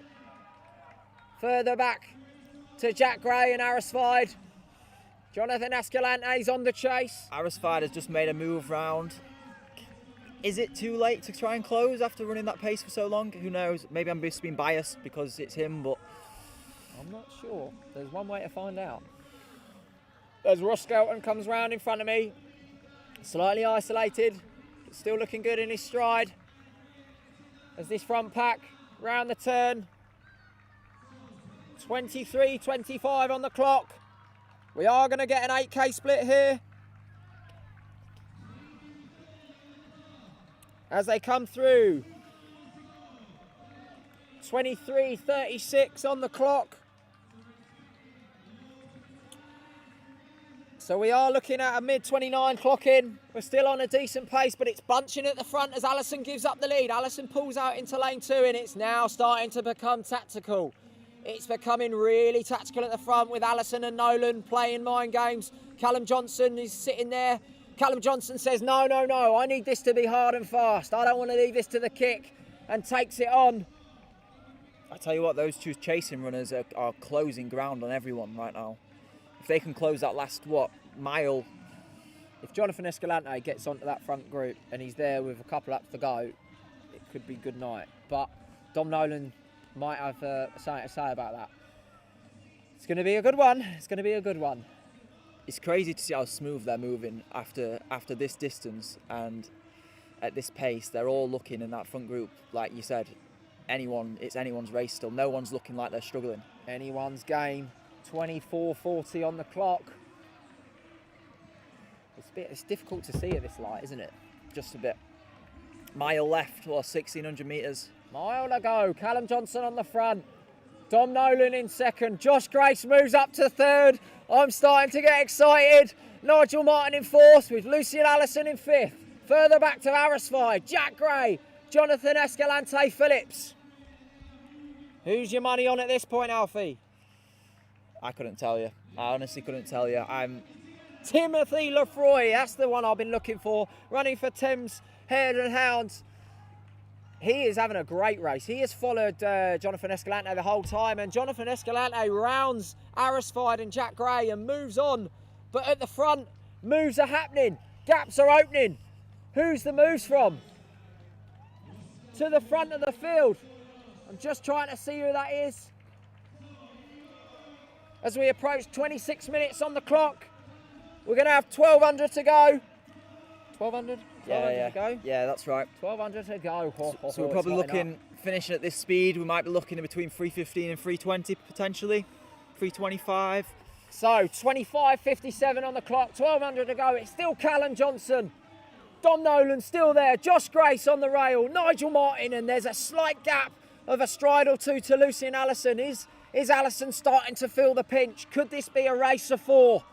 But it's Johnson, Nolan, Grace, Martin, Escalante heading up that second pack with Jack Gray, Lefroy and Arisfide is still there. But it's Josh Grace there with Nolan and Johnson and Martin. Allison starting to feel it. It looks like Allison's race is run. It looks like a race of 4 as Johnson stretches Nolan. It's Johnson from Nolan. Grace is following it. Martin's still there. I reckon we're going to be looking at around a 29:20. Fantastic running. Absolutely awesome running this is. As they come down with 800 metres to go this time. What's your money on for the split? Last to 800. 2:11. 2:11. 2:11 I'm going for. I'm going to go like 2:06. Wow. Yeah, no, big last 4, honey. Right, so we're on 27:07. 27:07, it's still Johnson. Nolan on the rail. Martin is there. Josh Grace tucked in 4th. Josh Grace and Nolan potentially the kickers. But it's still Johnson, our cross-country reigning champion from England. Can he add a title to his resume? Or does Dom Nolan, Nigel Martin or Josh Grace have something to say about it? It's still Johnson stretching Nolan. Nigel Martin now coming up on his shoulder, but Josh Grace is still there as they hit 600 to go. It's 27:42 on the clock. Callum Johnson from Dom Nolan, Nigel Martin and Josh Grace. These 4. There's 4 people there, but 3 positions for the podium. Someone is going to have to make a break. They are moving. They are shifting with 500 to go. They come down to the bell this time. Big last lap. It's Johnson from Nolan. Martin and Josh Grace is still there. The older shot man is still there as they hit the bell. 28:14, 28:15. It's Nolan kicks for home. Nolan goes and stretches Johnson. Martin is still there. And here comes Josh Grace. Josh Grace moves into second and gets after Nolan. 300 metres to go. It's Nolan. 2 metres back to Josh Grace. Callum Johnson in 3rd with Nigel Martin in 4th. And Nolan is away and gone. Does Josh Grace have it in his locker to get after him? 200 metres to go. 28:46 on the clock. It's Nolan and Grace. These 2. 150 to go. Nolan, Grace, Nolan. Croydon versus AFD. 150, 100 to go. It's Nolan. Nolan's going to take it. Or is he? Down the home straight. Josh Grace is coming. But it's Nolan. Nolan's striding clear. Nolan's going to be your champion. In 29:13, Nolan takes the win. Josh Grace 29:15. You were absolutely Callum spot on. Johnson 29:18. Nigel Martin 29:19. That's PBs there for And that Josh Grace, Dom Nolan, Callum Johnson. What a win from Dom Nolan. That was a 2:06 last 800, so you're absolutely spot on there. Wow. And they come down the rest of the field. Jonathan Escalante 29:35. 29:38 for Hidayat, so that's 6 seconds slower than Leeds. And I mean, it's windier today, new shoes, you know, so that's a great run from him as well, I think. Oh, massive battles further back in the field. This is great to see. All these lads are running for their own PBs. Dom Nolan. That kid That was an insane kick. mystifies me every time he races. He has run PBs at 1500, 3K, 5K, and he's just run 29:13. Yeah, you were completely spot on. 60 last lap. Yeah. 60 last lap. Wow. Or was that perfect timing as the stream just froze? I don't know. We might be having some problems with the stream. Who Christ cares? knows, but what We've a race. finished. What a race. Mark Hookway's on the stream. Good to see Mark tuning in. Everyone, please subscribe to Trackstaa on YouTube since you're here. Apparently, the Monaco Diamond League, they rang the bell a lap early in the Yeah, steeplechase. and there's people kicked early. Oh, dearie me. You had And one job. Faith Kipyegon ran 3:51.09 to beat Sifan Hassan. That is not slow. That is not slow. But just to recap on that race, ladies and gents, I mean, Dom Nolan heard that bell and just went for it. He made his move, and 300 to go. Josh Grace followed it, and I thought Josh maybe Maybe could have covered it, I don't know, but what a kick from Dom Nolan. His last 200 there would have been well inside 30 seconds, maybe 28 seconds. That was serious closing speed. I was looking at his form coming with 350 to go, and I was like, no chance anyone is catching him.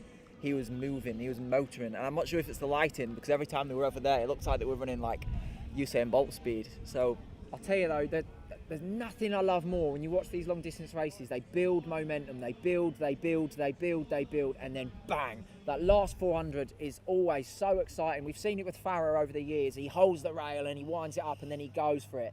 And these lads tonight, to have that mental ability to just focus for 23, 24 laps and then be able to pull out 60 seconds or 61 seconds for the last lap. Let's put this into perspective. That's running 4-minute mile pace for the last lap after 24 laps of racing at, what, 29:30 pace? Absolutely fantastic. I'm so happy for Dom Nolan. I'm really happy for Josh Grace. That time was coming for Josh for many, many months. And the rest of the field as well. Callum Johnson and Nigel Martin. What a battle there from them two. I think it turned out to be an exceptional race. Obviously, we spoke about how Omar Ahmed wasn't in the field. I think that actually made it a better race. Like we said, there was never a point where we thought... No offence, we mate. knew who was going to... Yeah, I was going to say no offence. But like, there was never a point where we thought, oh, this person's going to win, until literally probably the last... Even coming down the home straight, you were like, is he going to hold on?